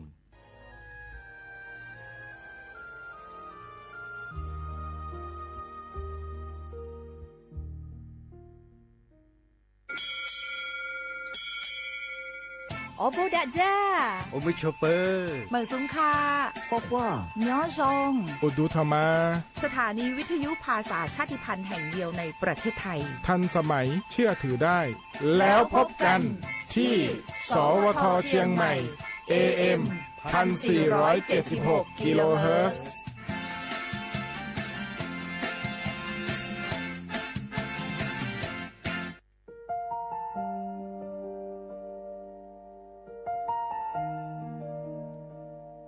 ขอน้อมเกล้าถวายอาลัยสมเด็จพระพันปีหลวงพระแม่แห่งแผ่นดินผู้ทรงเมตตาเหนือเกล้าขอพระองค์เสด็จสู่สวรรคาลัยข้าพระพุทธเจ้าข้าราชการและเจ้าหน้าที่สถานีวิทยุกระจายเสียงแห่งประเทศไทยจังหวัดเชียงใหม่กรมประชาสัมพันธ์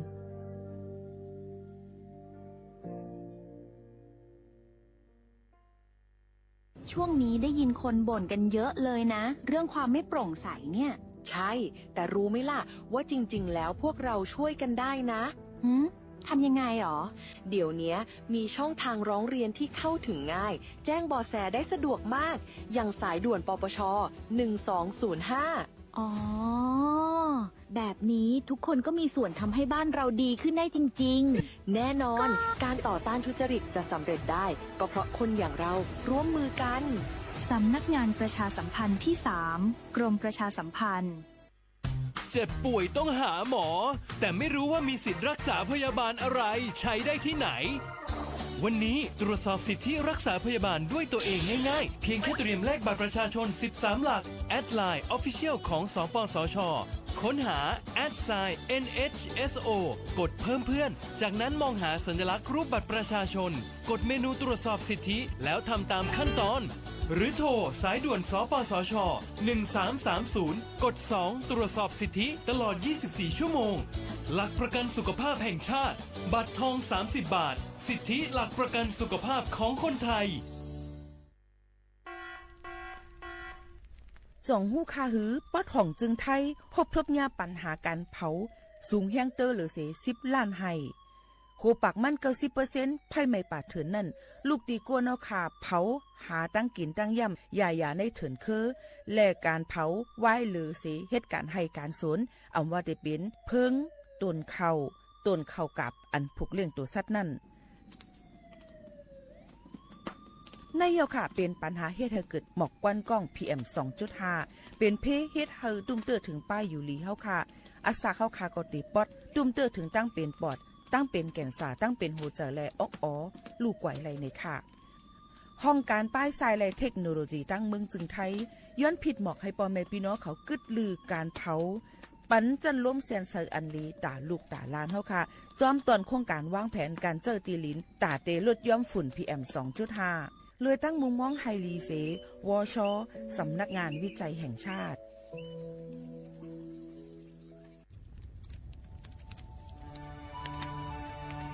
จ่องหู้คาหือก้อนโมก้อนไฟอันเผาอยู่ตีกลางป่างนั่นอ่ำเลยหายกว่าตั้งเลยมันเตเป็นฝุ่น PM 2.5 เสขึ้นมาเฮ็ดให้ป้ายอยู่ลีเฮาคาขึ้นในค่า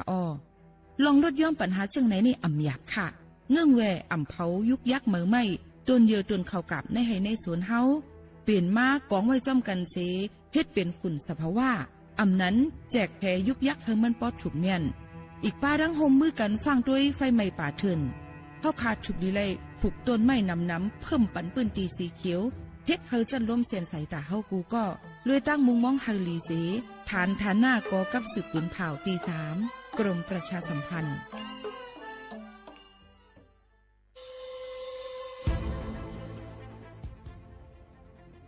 ย้อนผิดหมอกพี่น้องเขามาโฮมเป็นจุ้มเหลียวกันดั้งเจดอนเก้งใหม่โฮมกันแกลิดปัญหาไฟไหม้ป่าเถินหมอกก้อนก้องก้อนมูและฝุ่นเล็กๆ PM 2.5 ค่ะสั่งว่าทั่วพันไฟไหม้กับสืบกว่าตึงลาดไลตีอองตีแกลิดปัญหาไฟไหม้ป่าเถินและหมอกก้อนเจดอนเก้งใหม่หมายโฟน0531128808ในค่ะ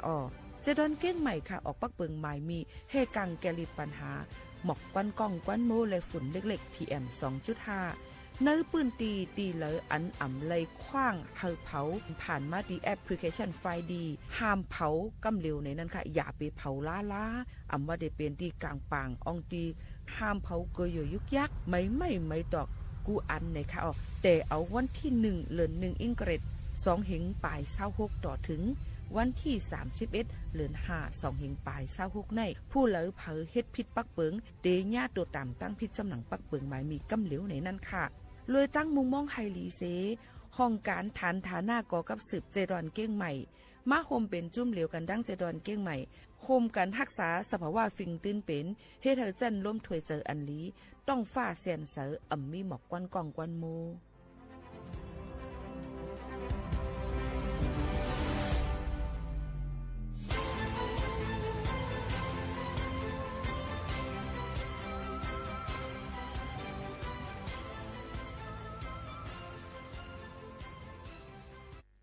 พี่น้องเขาสนใจใครปืนเผาผ่านตั้งห้องเปิดเซ็งสวทเก้งใหม่ปั่นตั้งหูห่มปลาดังมีดังซื้อถ่อมแจ้งแล้งหลีกว่าไก่ในปืนตีเจดอนเก้งใหม่กับสืบมาเลยดี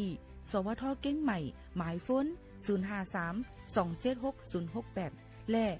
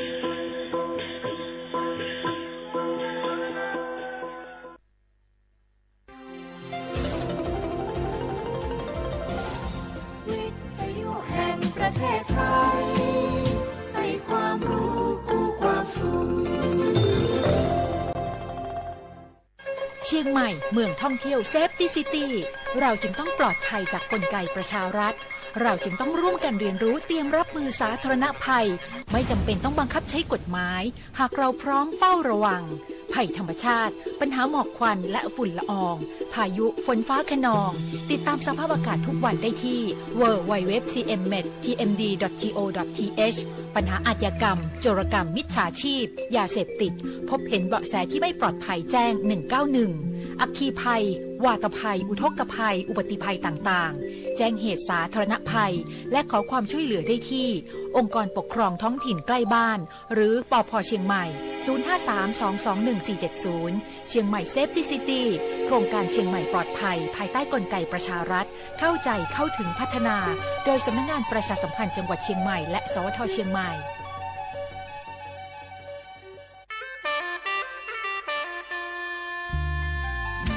คุณกำลังฟังสถานีวิทยุเพื่อพี่น้องชนเผ่าสถานีวิทยุกระจายเสียงแห่งประเทศไทยจังหวัดเชียงใหม่ AM 1476 กิโลเฮิรตซ์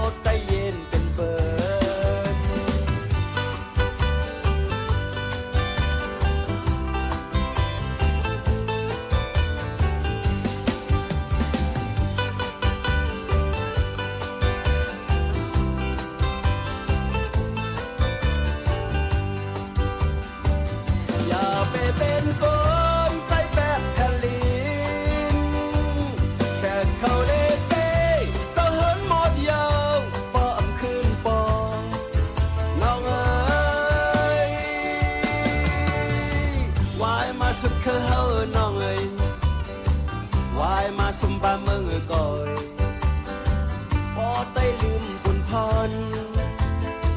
บ่ได้ยอมปันเปิดมาเฮามือขึ้นมือเฮาหน่อยมาเฮามือขึ้นมือเฮาหน่อยมาเฮามือขึ้นมือเฮาก่อยมาเฮามือขึ้นมือเฮาก่อยมือเฮาเปิดอยู่ท่าคนใต้เปิดอยู่นาคนใต้เปิดอยู่ท่าคือเฮาเปิดสุนาคือเฮาเปิดสุนามือเฮาเปิดอยู่ท่า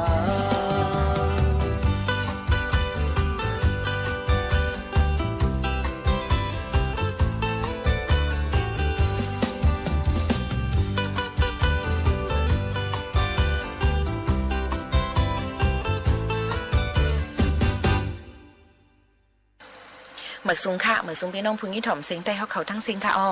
เขาคามาโฮมาทบกันตั้งห้องบ่อยเซ็งสวทวิ่งเก้งใหม่ AM 147 กิโลเฮิรตซ์ค่ะ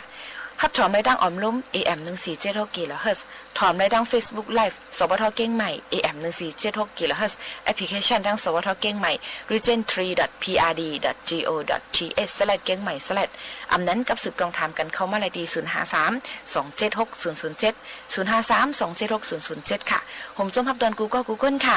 เขาผู้ปืนเผาและผู้จัดรายการโมขาวนนท์ค่ะสุภาวันเชื้อสารวินอยู่เป็นอ้อยกออ้อยเซบอไม่พี่น้องเขาค่ะกูวันพอถึงมาเขายามมันเสียและอุปโอตดแต่แค่นี้ฝากตอนจนถึงพี่น้องเขาเอามาได้เป็นปืนหูตั้งหันเอามาได้เป็นลองเพลงกว้างหวานหูจุกใจเต็มใจในแค่ใจเอามาฝากตอนจนถึงพี่น้องเขาอยู่ค่ะอ้อยังพ้องแต่เร็วออนกันหรือเฮือหรือใจกันก่อนค่ะ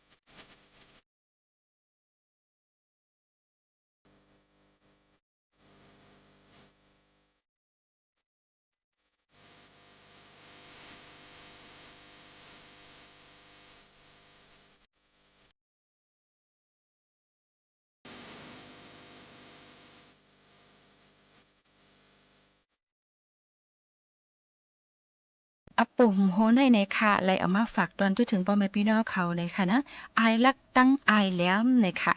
ปุ่มอายลักตั้งอายแหลมอันว่านั่นมือก่อนนั่นในค่ะกำในเมืองหนึ่งมีคนสองก่ออยู่ก็วานก็หน้าแลมาเข้ากาดหั่งเผอหั่งมันอยู่ก็หนึ่งจื้อมันห้องว่าอายลักต่างก็เลยจื้อแทงว่าอายแหลมในอายลักป้าเอา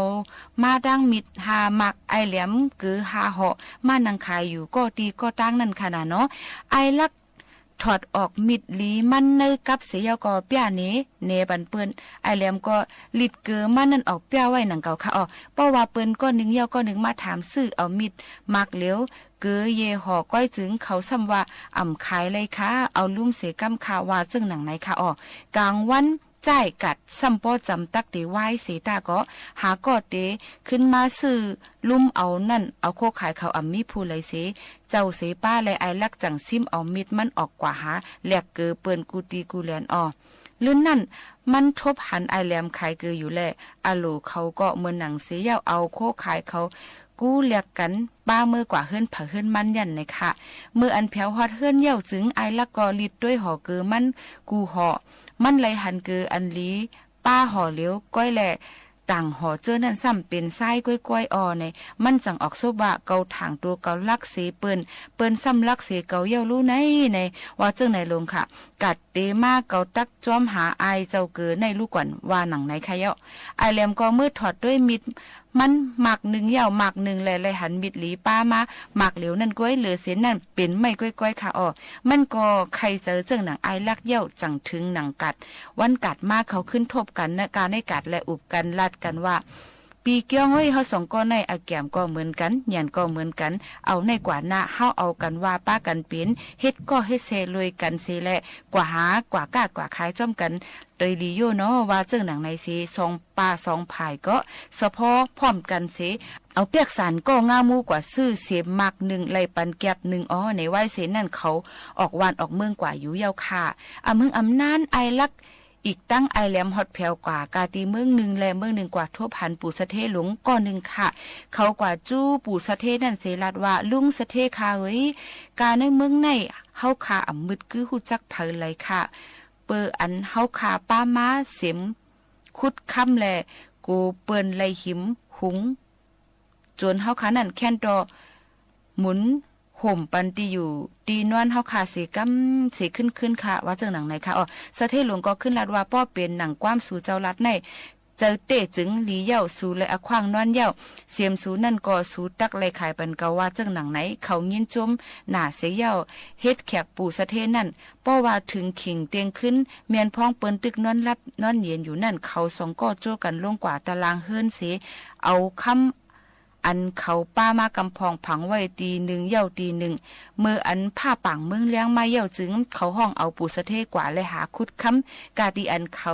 เด็ดลงสึ่งซิมแมบไว้ขิงกลางขึ้นนั่นขณะคุดกาไลเสอำว่าทบเนี่ยแมนค้ำกาดีนันแลปูสะเทก็เกื้อถางว่าเป็นอันจื้ออันใจเสียเย่าปันเงินค้ำเขาน้ำซื้อเอา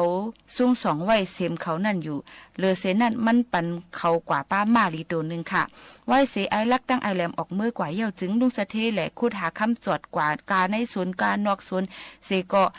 ทบหันลาเมื่อนั่นมันจังยึกหู้ลองอันเขาสองก็เก้าเหรียญมันสิได้ใจลำโตซากออกเยื่นไลเสียเย่าจักเอาเสียมมันนั่นกำทิบเขายุ่มกว่ากำเหลวเลิกเลกว่านั่นซ้ำมีแม่ม่านหลงก็หนึ่งนั่งลือเฮ่ออยู่เสยและเสียมนั่นกว่าเตอใส่ก็โหมันทานป้อจอนไว้ขนาดเนาะมันนั่งจู้กันเนือปุสะเทให้ห้องป้องข้างเสียเยาก็กว่าตึงกว่าลัดเท่ามานเท่าเมืองมาเหมืองมันอยู่จ้อมเลยความอันล้อผ้าป้อกินอันว่านั่นลุงสะเทก็ย้อนรวยเจอล้อผ้าตัวเจ้าเก่าและเสียมก็เลยซุ่มเงินก็เลยเสียงเยาค่ะถึงมาวันหนึ่งไอลักตั้งไอแหลมป้อกว่าพุทธอยู่ที่เฮือนสะเทหลงต่างตีต่างเมืองเสียวแลอ่อนกันกว่าเก้ากว่าลาดว่าเนื้อต้องมากเขามีคำนำไว้ปุสะเทก็ใครหู้ลองตั้งอันถูกเมียนมันแลใจเขากึดลือแค่ใจเขากึดลือไว้ตีเฮือนเขานั่นเมื่ออันปุสะเทหันนั่นเขาหลักล้อมกว่าจู้กะตีคอกมาเสียก็เอาคำกำพองเน็บใส่ไว้ในกาเนื้อภายหลงมานั่นเสียป้อว่าเมืองเลี้ยงมาเย่าจึงเขากว่าเพียวเอามาภายหลงมาตั้งเสียงเยาเสเดาออกมาเป็นค ปันกะติสะเทหลวงนั่นเสปุสะเทถูกใจเกียกใจหนาแลเอาเสียงกึ่งเมือง3ลูกย้อนแหลกเอามากเขาสองก็หับขามตุ้งเอาเสียงนั่นขึ้นเสียก็ออกมือกว่าข้าวตั้งกว่าแทงเหี่ยวไหนค่ะป้อว่าป่น7วันเดียวจึงปุสะเทห่างเคืองมามันขี่แหลในวันในเวียงจอดกว่ากูตีกูแลนภายหลงมามันอันตกไว้จอมตังก็มันใจขาก้นตั้งหลายเก็บซิมไว้เอามือกว่าเดาด้วยให้มันปอเลยหันคำเปิดอันคำว่าอ่ำป้าเสแคกเสอันเนี่ยแหละมันจังเวียนขี่มาแทงพัดเลียนปิดตรงกว่ามือใดมือเหนือนั่นขนาดเฮ็ดเฮอภายหลงมามันนั่นออกห่ำน้ำเหี่ยวไหนค่ะมันก็มึงเจนใจอยู่ลองอันตักเลยคำก้อยแลพัดมามันเมียนติ๊กติ๊กนั่นต่อถึงกว่าผัดเติมเมียนลูกอ่อนก็หนึ่งตายทางตีในเย้าค่ะเปิ้นอ่อนกันมาตีมัดเอามันเสแลเอากว่าส่งกะติขุนลุ่มตั้งหลายมามันก็เฮ่อเลยเจอหน่ะแลถึงตีเฮียงป้อเลยแตกตายกว่า8เย้าขุนลุ่มเขาแทบตัด3ผิวปันว่าลุงสะเทไว้เฮาทอกเลยตั้งเท่ามืออีกตั้งกาป่นขึ้นหลังมาเมื่ออ่ำต้อนเฮ็ดอาเป็ดพิษอีสังเสแลซ้ำอ่ำต่อแลในค่ะไล่เป็นกว่าก้อยก็เปิ้นในอาซักตันโพลูกอ่อนเปิ้นเมื่อเอาเงิน3จ้อยเมื่อปลูกจ่อกันต้อย้อนต้องปั่นกะติปอแม่มันเสว่าจังหนังไหนเย้าค่ะเสียงอันไอลักไอแหลมไหลมือนั่นก็ไหลเวยก็นั่นซ้ำใครไหลน้ำจ้างเพเมียงปันกันไล่และเขาสะพอตู่เฮาบ่เอาป้าเมื่อกว่าฮอดถึงตีเฮิรนใจก้นใหญ่ก้นหลวงนั่นให้มันหมอแจกเพปันเขานั่นขนาดเนาะและอันไอลักยิบมือกว่าเสียงเจ้านั่นจึงไอแหลมทั้งต้องอิวต้องเจ็บเป็นอันเอาสเลเป็นอันเอาสเลแลม่นเขายุ่มกว่าอังตักนั่งเถินอ้อในไอลักก็จิกกูไลเสียงเจ้านั่นเสหังมันก็แลมันจังออกกว่าเด็ดแลนไปมือเสเพราะว่าไอแหลมออกยุ่มมาอย่าจึงเปิ้นอันทุบหันก็เสมันแลงินจะเรียกไว้น่ะใครจอมห้อยตินมันนั่นก็กว่าร้อยต่อบ่ฮอดเผียวตีมันหายเข้ากว่าเนื้อหนองเยอยะสุมไว้นั่นยาวในกาตีอันไอลักเข้ากว่าติดแมบอยู่นั่นเป็นตีอันเปิ้นเวทไว้กวายตัวนึงแลห้อยตั้งหอกเสียไอเหลี่ยมเข้ากว่าร้อยปดออกหอกควายนั่นเย้าเสียแล้วปล่อยเสียงหอกหม้อเป็นกำสุดเข้ากว่าเป็นกำต่อฮอดเผียวกว่าที่หิมก็เสมันนั่นเย้าค่ะเมื่อนั้นไอลักก็เกื้อถางว่าเป็นควายแลฮึดหอยอยู่เฮ้ยควายตัวไหนเฮ้ยว่าเจ้าหนังไหนสิกำนันไอเหลี่ยมจังลัดว่าไอเอ้ยเมื่อตักปลายตั้งเลยเทียงลูกก่อนเอามาเสียงเจ้านั่นเกาได้เอามือเกาเฮ็ดมึกเจ้าหนังเมื่อก้อยว่าหนังในเสว่าเสนั่นเขาสืบเข้าตั้งมือกว่าเทียงและไอลักต้องเจ็บมาเสียก็เลียนเขายุ่งกว่าไอแหลมก็ออกไปกว่าจู้ปู่ย่างเท่าก็หนึ่งเสลาดว่าปู่เอ้ยปอไอลักมาถามหาในจึงอย่าไปลาดเสกำคานาเกาคาเตขึ้นเตียดอยู่กันเนือเถียงในก้อยคาอว่าเจ้าหนังไหนค่ะลื่นมานั่นไอลักขึ้นป่อพุดมาทบหันมันนอนโกมพายอยู่แล้วมันจังว่าไอเอ้ยเฮา2ก้อนในป้อเข่งอังปายกันอยู่จังไหนติ๊กจึงเสียงในตีหายหลายแปดในมือเฮาเย้าเอามาเกาตีเอามือเกาตีเอาไปกว่าตั้งไหลว่าเจ้าหนังไหนค่ะ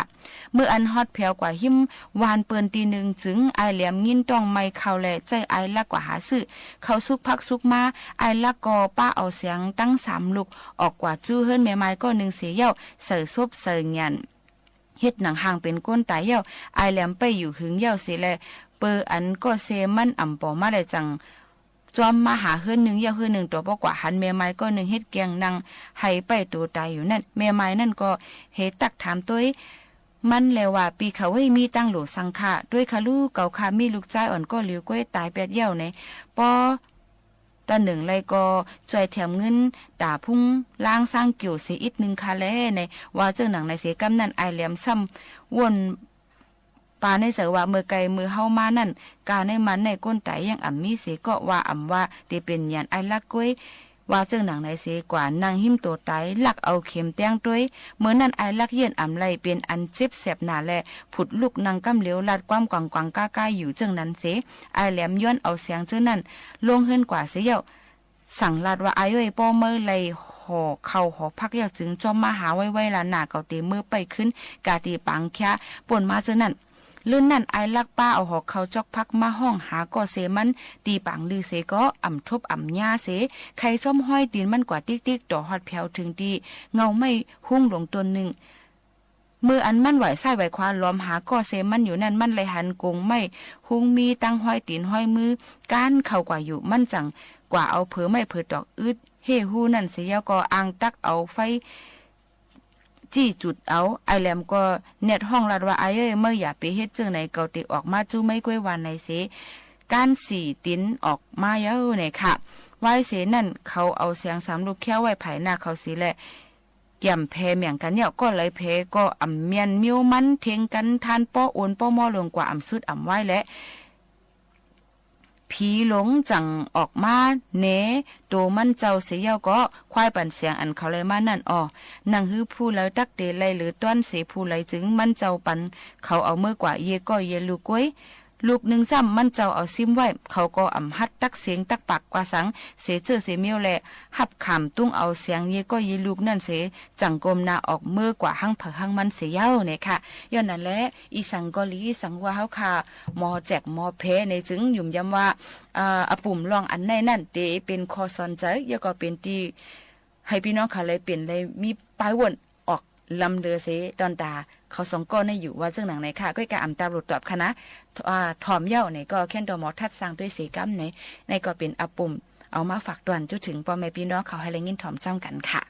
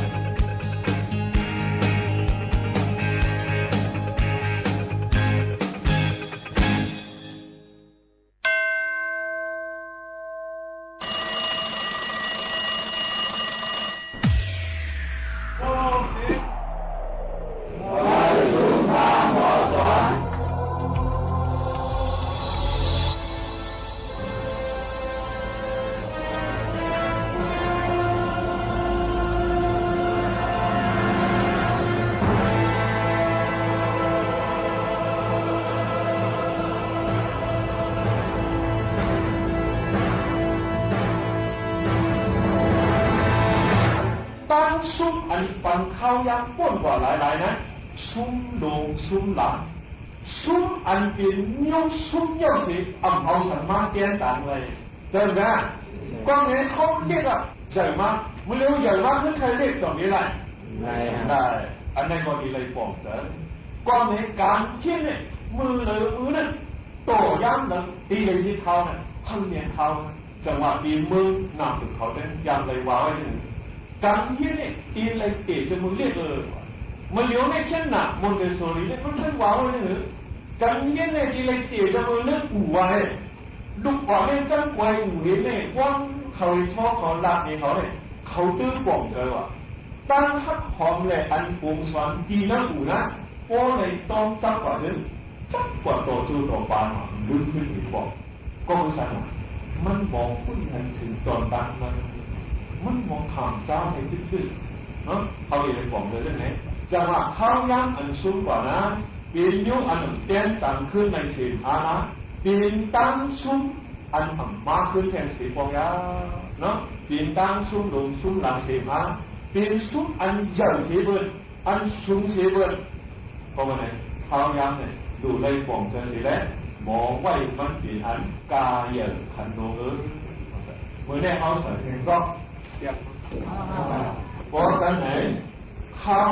ยังอันปวดกว่าซื่อคือเอาทำได้เตรียมไว้ที่หรือข้าวหรอข้าวยังอันปวดกว่าซื่อคือเอาทำได้ก่อนไหนเพราะซื่อคือเอาเลยไหนจำพื้นชาของนั้นที่พูดก่อนผ่าเนาะเมื่อเดี๋ยวพื้นเอาจำพื้นชาก่อนผ่าเนาะปืนหนูเอาตั้งหมอลองคัดเจอคัดใกล้สีเลยกว้างกองตุ้มฟ้าลงไว้แข่งแถวนึงเขาดีว่ากุนลืมตู่เนี่ยแข่งเดียวว่าดูทิ้งในก่อนนะดูตู่ลืมทิ้งในไปเอาว่าเมื่อเดี๋ยวเราวิทยามากุนลืมตู่ยามเขาถ้ามีความดีการหรือในมาอีกเนี่ยนั่นเนาะจะเมื่อกำพาเด็กกุนมือวันกว่าต่อเขาเนี่ยมออยู่สากินโลเนี่ยอยู่เนื้อน้ำดินผาอันมอนมาเนื้อน้ำซัมนี้ป่ามันเนื้อดินซัมนี้เข้ามอนนะอยู่ดีมึงเข้าหวานป่ามันเสียรู้ตัวเรื่องที่เกิดเขายังเนาะกินเข้าวันสองกับสามตาหรือเปล่าวันตายนี่เข้ากว่ายังไม่รู้เรื่องเจอเรื่องอย่างนี้ว่าพอคุกเจอเลยคุกตัวเขายังอันว่านั้นมันติดนิ้วซื้อขึ้นเอาอะไรเลยยอดมีเงินสีไปขึ้นชื่อว่าเขาบอกก็เรียกว่าเลยเขายามบอกเขาขึ้นนี้แค่50 ปีบางปีเลยมันเปลี่ยนไปเลยนะคนอ่านเขาลึกดูเนี่ยมองเสียหลายเขายามคนเนี่ยคนลึกดูเนี่ยเขาเป็นคนอีสานเลยยิงคนมาข้ามชื่อว่าเป็นคนเสียเขาสุดกว่าสุดนะช่วงนี้ฉันสุดจากใจฝันเขาจ้ำขึ้นมองสังมาก่อนในที่นั่นนั่นคือเขาก็ดีมองหันลองเข้าย้ำอินการคันนี้มองจะลืมมันกว่านะเขาดีเลยมีบันลองยางเขียนตามีอะไรเนี่ยดูอะไรเนี่ยเนาะเขาดีเลยมีสารลองยางเขาเลยมีนิสานะลองยางในเสียมาละพอมีลองยางก็เลยมีเขียนตาเขาในอะไรนี้เป็นลอกไล่เข็นกันสำคัญยุ่งเขียนอีกเขียนมาเขียนบางทุกข้อสอนเอาดีไล่เลยนะจะขึ้นมาเกี่ยวกับในเขียนหนาเนาะเมื่อวันนั้นเขาบอกว่าการเขียนอีกเขียนไล่นะตีเลยว่าจะยุ่งยาวตีเลยเขียนเอาตีเลยมาจากเหตุการณ์ที่ฉันบอกเก็บมันใส่หัวจงมีเกี่ยวกับเฮ็ดตัวยืนตาหรือหมอนนับยังพาเลยโอ้ดันเก็บมัดนี่ใส่บอกว่าเพราะว่าดีแล้วไหนวะนิ้วมัดสมองเปลี่ยนนู้สมองเปลี่ยนออกกว่ามันนั่นเองแกหนาวางเลยก็กาดีเลยไม่เจอยืนเจอยาวสีทีนะนั่นเจอยืนเจอยาวเนี่ยรูมองนับยังการทันเสียอะไรดีเลยหันถึงตัวอันเล็กอันน้อยเสียตาบอกมาบอกเนี่ยมันต่างกันเลยมันอยู่ในแค่ไหนได้รู้ปืนที่เขาขอมาว่าเขาหลักแก่ถึง3 วันที่ฉันได้ไว้พา2 ห้องเนี่ยอัดในชิงกินหลายชั่วโมงปาก60 ชั่วโมงนี่แต่หูมีมือเขานั่งหนึ่งหูมีมือนาน อันออกฉากมันเหตุการณ์นั่นนะชิบอันเขาบอกอันนิดๆรอบๆอันมีปีนึงมีห้อยเลยนะกูพอเรื่องว่าปืนดังกว่ามันอยู่ในที่เสียงมันไว้รู้มันชอบเด่นไล่หมายหย่อนไล่หมายหย่อนในวันที่ที่เดินนั่นนะนี่เนี่ยไล่ก่อนกูกำนะตรงอย่างนั้นตีโมมืออยู่ในกองนิ้วหมดนี่นั่นมันเด่นไล่หมายหย่อนตีต้องหมายเลยมือหนึ่งปองมาหลอกให้หน้ามันต้องแบบเรียกสีตาบอกกำบังอยู่เนี่ยขันเปลี่ยนไปอ่ะเนาะ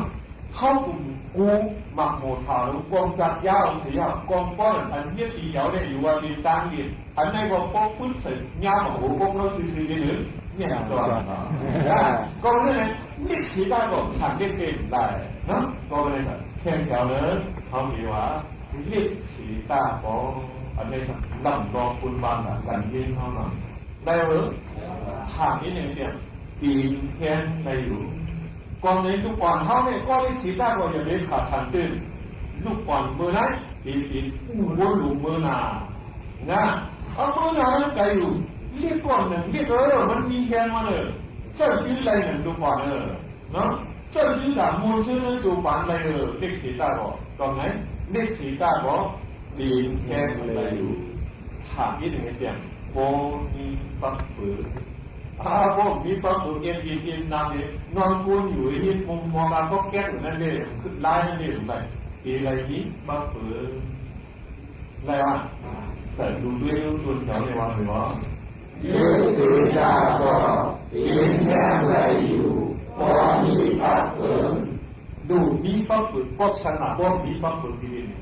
ปักปืนในมันที่เธออันเด็กอันก่อนอันนำอันลายเขาได้พอมีปักปืนมันเหมือนก็สานกันเลยมันเข้ากันดีๆเมื่อแต่เขายิงคือนะเสาบางอันปอดบางอันยาววนมันโตมันแก่มันขืนมันไหนเนี่ยพอมีปักปืนเดือเย็นๆมันจับกันในเดือมันเข้าดีการต่อสู้มืออันเขาการตัดฉันตัดอันนั้นสองอันมาต่อกันเท่าที่ทันนี้ฉันว่านั้นฉันเหมือนกันมาคัดให้เอาเฮี้ยงกันกับฉันมือมากับฉันนะมันจังดีเฮี้ยงความเฮี้ยงอันมาจ่วยกันเฮี้ยงอันโยมจะเฮี้ยงความอันนั้นหลายอันน้อยหลายอันพอมากับฉันกันเถอะเขาบินเฮี้ยงความไหนเยอะสิเฮี้ยงลงอันเดียวสุดท้ายจุดลงสิ้นเยอะอันนี้เนี่ยจุดสัก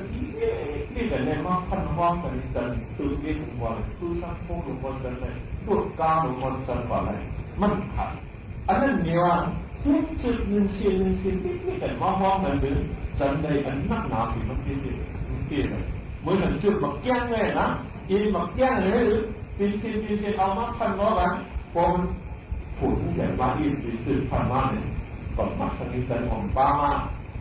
ก่อนเพียงนิดนึงนะมันพอมีปักปืนในหมอก็สามกันหมอคิดอีกแทงความถือเขาไม่เปลี่ยนแทงมาก็ทั้งเจ้าอีเลยบอกเจ้าเลยมันรู้ว่าห้องขึ้นอย่างเลยกวนไปเลยเขาแก้ไรเขาพักชื่อคือมือแรกเขาถามดิไตแก้ไตยกไตเกียดไรไตใครก่อนสมเมืองไทยนะไตใครก่อนเหรียญเมืองเบิร์ทางเยอะเบิร์ทางตื่นเขาถามเลยมันเจอกวนกูก็ตัวนี้เจอกูก็ยิ่งว่าใจมาจะสั่งถามว่าพักคือเขาเหมือนว่าอันนี้เขาพลาดเลยนะคือเขาใหญ่มาเขาผู้กองมาเลยห้องใครเนี่ยเลยนะก้อนเลยดูใครว่าใจมันกินข้าวเผาเพื่อนมันอยู่มั้งเขาบอกว่าเรียกมันกองเลยเขาพิสูจน์ดีกว่าที่หมอเลยตัวเนี่ยที่เนี่ยเพราะงั้นกว่าที่เนี่ยจะเห็นก่อนในสมัยก่อนขี้ขายอ่ะพวกมึงมาก็เห็นเนี่ยมันอยู่จังไงเขาทำยังไงบ้างขี้ขายก็เป็นยังไงเขาจะเป็นขันโคบ้างนี่เป็นแกงกุลีก้นก็อันเปิดมึงเจ้าจีจะลูกเพี้ยนไหนปีก้นอันขันไว้เอาไว้ทิ้งไว้ดิฉันทานเลยค่ะก็เนี่ยป้นเคยยินทานเลยค่ะอย่าปีน้องปืนใจเขาดีเลยเฮ็ดเขาดีเลยป่องเจ้าจีลูกคิดจนตั้งดูเจ้าต่อกวนอันคู่จนตั้งดูเจ้าต่อสิลูกคิดนั่นตั้งเจ้าต่อมองเขาเจ้านะปีนก็อันเจ้า ปืนขึ้นตูเจ้าต่อยาวก็อันปืนตูเจ้าต่อไงจังเป็นเจ้าดีตูเจ้าต่อดีมีอะไรเป็นเจ้าดีตูเจ้าต่ออันนี้มีอะไรบอกเขาก็เป็นเจ้าเขาก็เป็นเขาเป็นฉลาดอย่างนี้เขาดูเลยว่าดีนั่นด้วยนะปืนของวันนะว่าดีแหละเพราะสื่อบอกได้ด้วยไหมอันที่สีตาก็อย่างดีกว่าอันอื่นมันจ้องปิดดีดีเนี่ยนั่งก็ดีนั่งไพ่ก็ดีไพ่หินก็นั่งดีเนาะมันเจ้าเลยดีแล้วดีนะมันเรียกยังไม่ได้หรือเรียกสีตาก็เป็นยังไงอยู่ก็มีตาเป็นขอชมผู้กองทุกคนครับเขาสั่งยังไงอย่ามีข้านนะอย่ามีข้านนะ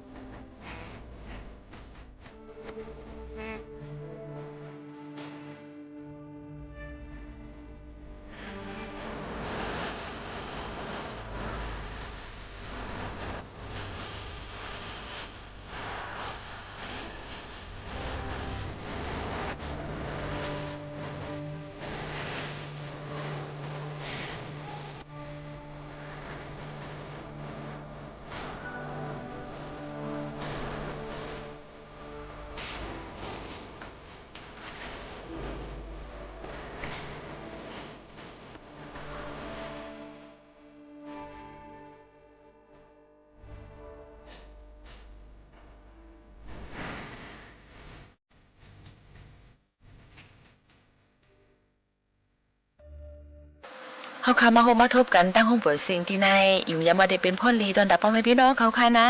เดี๋ยวยันผัดยันพ่อแม่พี่น้องเฮาขอมือก่อนค่ะให้อะไรอยู่ลีกินหวานก้างยันเพียกเขียนกันทั้งหมดทั้งสิ่งค่ะม่อนๆค่ะเหมือซุงค่ะ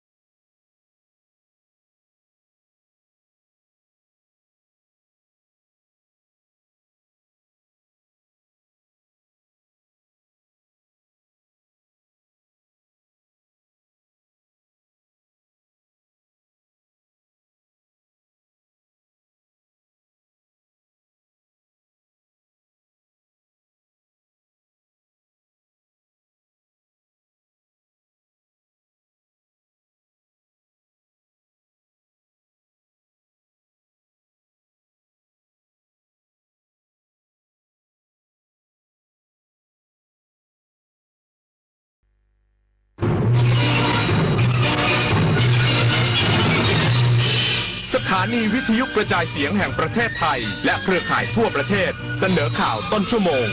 รู้เร็วรู้จริงเกาะติดทุกสถานการณ์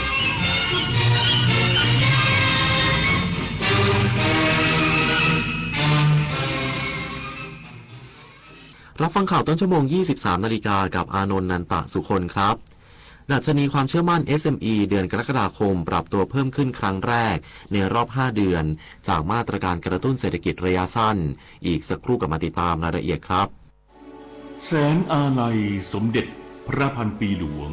ไทยทั้งปวงหมองหม่นก่นร่ำให้พระผู้เสด็จสู่ฟ้าสวรรคาลัยแนบดวงใจตามพระบาททุกชาติภพปวงประชาน้อมสำนึกในพระมหากรุณาธิคุณเป็นล้นพ้นอันหาที่สุดมิได้ข้าพระพุทธเจ้าคณะผู้บริหารข้าราชการและเจ้าหน้าที่สถานีวิทยุกระจายเสียงแห่งประเทศไทยกรมประชาสัมพันธ์เธอแฟนฝรั่งที่ฉันคุยเขากำลังจะส่งแหวนเพชรมาให้จากฝรั่งเศสแหละอะไรนะคนไหนเคยเจอตัวจริงหรือยังคุยกัน2 เดือนแต่เขาบอกรักฉันทุกวันเลยนะระวังหน่อยเดี๋ยวก็ทักมาบอกว่าของติดศุลกากรให้โอนเงินค่าภาษีไปให้โดนกันมาเยอะแล้วนะอุ๊ยล่าสุดเพิ่งส่งลิงก์มาให้โอนเงินจริงๆด้วยอย่าให้อารมณ์รักบังตาอย่าโอนเงินให้คนในโลกออนไลน์ที่ไม่เคยเจอตัวจริงธนาคารขอแจ้งว่าบัตรเครดิตในชื่อของท่านมียอดค้างจ่ายจำนวนมากหากไม่จ่ายจะถูกดำเนินคดีนะคะชื่อของคุณเกี่ยวข้องกับบัญชีม้าตำรวจต้องตรวจสอบเส้นทางการเงินครับคุณได้รับเงินภาษีคืนนะคะช่วยกดลิงก์ยืนยันด้วยค่ะอย่าเสียเวลาคุยอย่ากดลิงก์หรือกดติดตั้งแอปพลิเคชันที่มีการอ้างเพราะสถาบันการเงินและหน่วยงานภาครัฐไม่มีนโยบายติดต่อประชาชนทางโทรศัพท์หรือการส่งข้อความถ้าเจอแบบนี้มิจฉาชีพแน่นอนครับคนชอบตื่นเช้าฟังข่าวตอนเช้าให้ทุกเช้ามีสาระตีของร้องข่าวสื่อสารตรงถึงชาวบ้านในทุกพื้นที่ผ่านหอกระจายข่าวทั่วไทยจากการจับมือกันแน่นของกรมประชาสัมพันธ์และกระทรวงมหาดไทยออกอากาศทุกวันเวลา 6:30 น.ถึง 6:45 น.ในรายการข่าวยามเช้า FM 92.5 เมกะเฮิรตซ์ทางสถานีวิทยุกระจายเสียงแห่งประเทศไทยและเครือข่ายทั่วประเทศสำนักงานส่งเสริมวิสาหกิจขนาดกลางและขนาดย่อมเปิดเผยดัชนีความเชื่อมั่น SME เดือนกรกฎาคมปรับตัวเพิ่มขึ้นครั้งแรกในรอบ 5 เดือนจากมาตรการกระตุ้นเศรษฐกิจระยะสั้นนางสาวปณิตาชินวัตรรองผู้อำนวยการรักษาการแทนผู้อำนวยการสำนักงานส่งเสริมวิสาหกิจขนาดกลางและขนาดย่อมหรือสสวเปิดเผยผลสำรวจดัชนีความเชื่อมั่นผู้ประกอบการ SME ประจำเดือนกรกฎาคม 2569พบว่าดัชนีปรับตัวเพิ่มขึ้นจากระดับ 47.8 ในเดือนก่อนหน้ามาอยู่ที่ 50.8 ซึ่งเป็นการกลับมาอยู่เหนือระดับคาดฐาน 50 เป็นครั้งแรกในรอบ 5 เดือนจากแรงหนุนของมาตรการกระตุ้นเศรษฐกิจระยะสั้นโครงการไทยช่วยไทยพลัสและสถานการณ์ในตะวันออกกลางเริ่มคลี่คลายลงส่งผลให้ภาคการค้าและบริการฟื้นตัวได้ดีขณะที่ภาคการผลิตยังคงได้รับผลกระทบจากต้นทุนพลังงานและการขนส่งที่ฟื้นตัวช้ากว่าสำหรับดัชนีคาดการณ์3 เดือนข้างหน้าปรับเพิ่มขึ้นเป็นเดือนที่ 3 ติดต่อกันมาอยู่ระดับที่ 52.9 สะท้อนมุมมองเชิงบวกต่อการเข้าสู่ฤดูกาลท่องเที่ยวในช่วงปลายปีขณะที่ผู้ประกอบการยังคงระมัดระวังต่อกำลังซื้อหลังมาตรการไทยช่วยไทยพลัสจะสิ้นสุดลงในเดือนกันยายนนอกจากนี้ยังเผชิญแรงกดดันจากต้นทุนค่าน้ำมันค่าไฟฟ้าค่าวัตถุดิบและค่าธรรมเนียมแพลตฟอร์มออนไลน์ซึ่งผู้ประกอบการกว่าครึ่งหนึ่งมีต้นทุนออนไลน์สูงเกิน15%ของยอดขายจึงต้องการให้ภาครัฐออกแบบมาตรการช่วยเหลือที่เข้าถึงง่ายอนุมัติไวและตรงจุดเพื่อบรรเทาภาระต้นทุนปฏิพล จันทพรหมารายงานคณะรัฐมนตรีอนุมัติร่างกฎกระทรวงกำหนดค่าธรรมเนียมการใช้ยานยนต์บนสะพานมิตรภาพ 5 บึงกาฬบริคำไซนางสาวพลอยทะเลลักษมีแสงจันทร์รองโฆษกประจำสำนักนายกรัฐมนตรีเปิดเผยว่าอนุมัติหลักการร่างกฎกระทรวงกำหนดค่าธรรมเนียมการใช้ยานพาหนะบนสะพานมิตรภาพ 5 บึงกาฬบริคำไซพศตามที่กระทรวงคมนาคมเสนอดังนี้รถยนต์นั่งไม่เกิน7ที่นั่งอัตราค่าธรรมเนียม50 บาทรถยนต์โดยสารขนาดเกิน7ที่นั่ง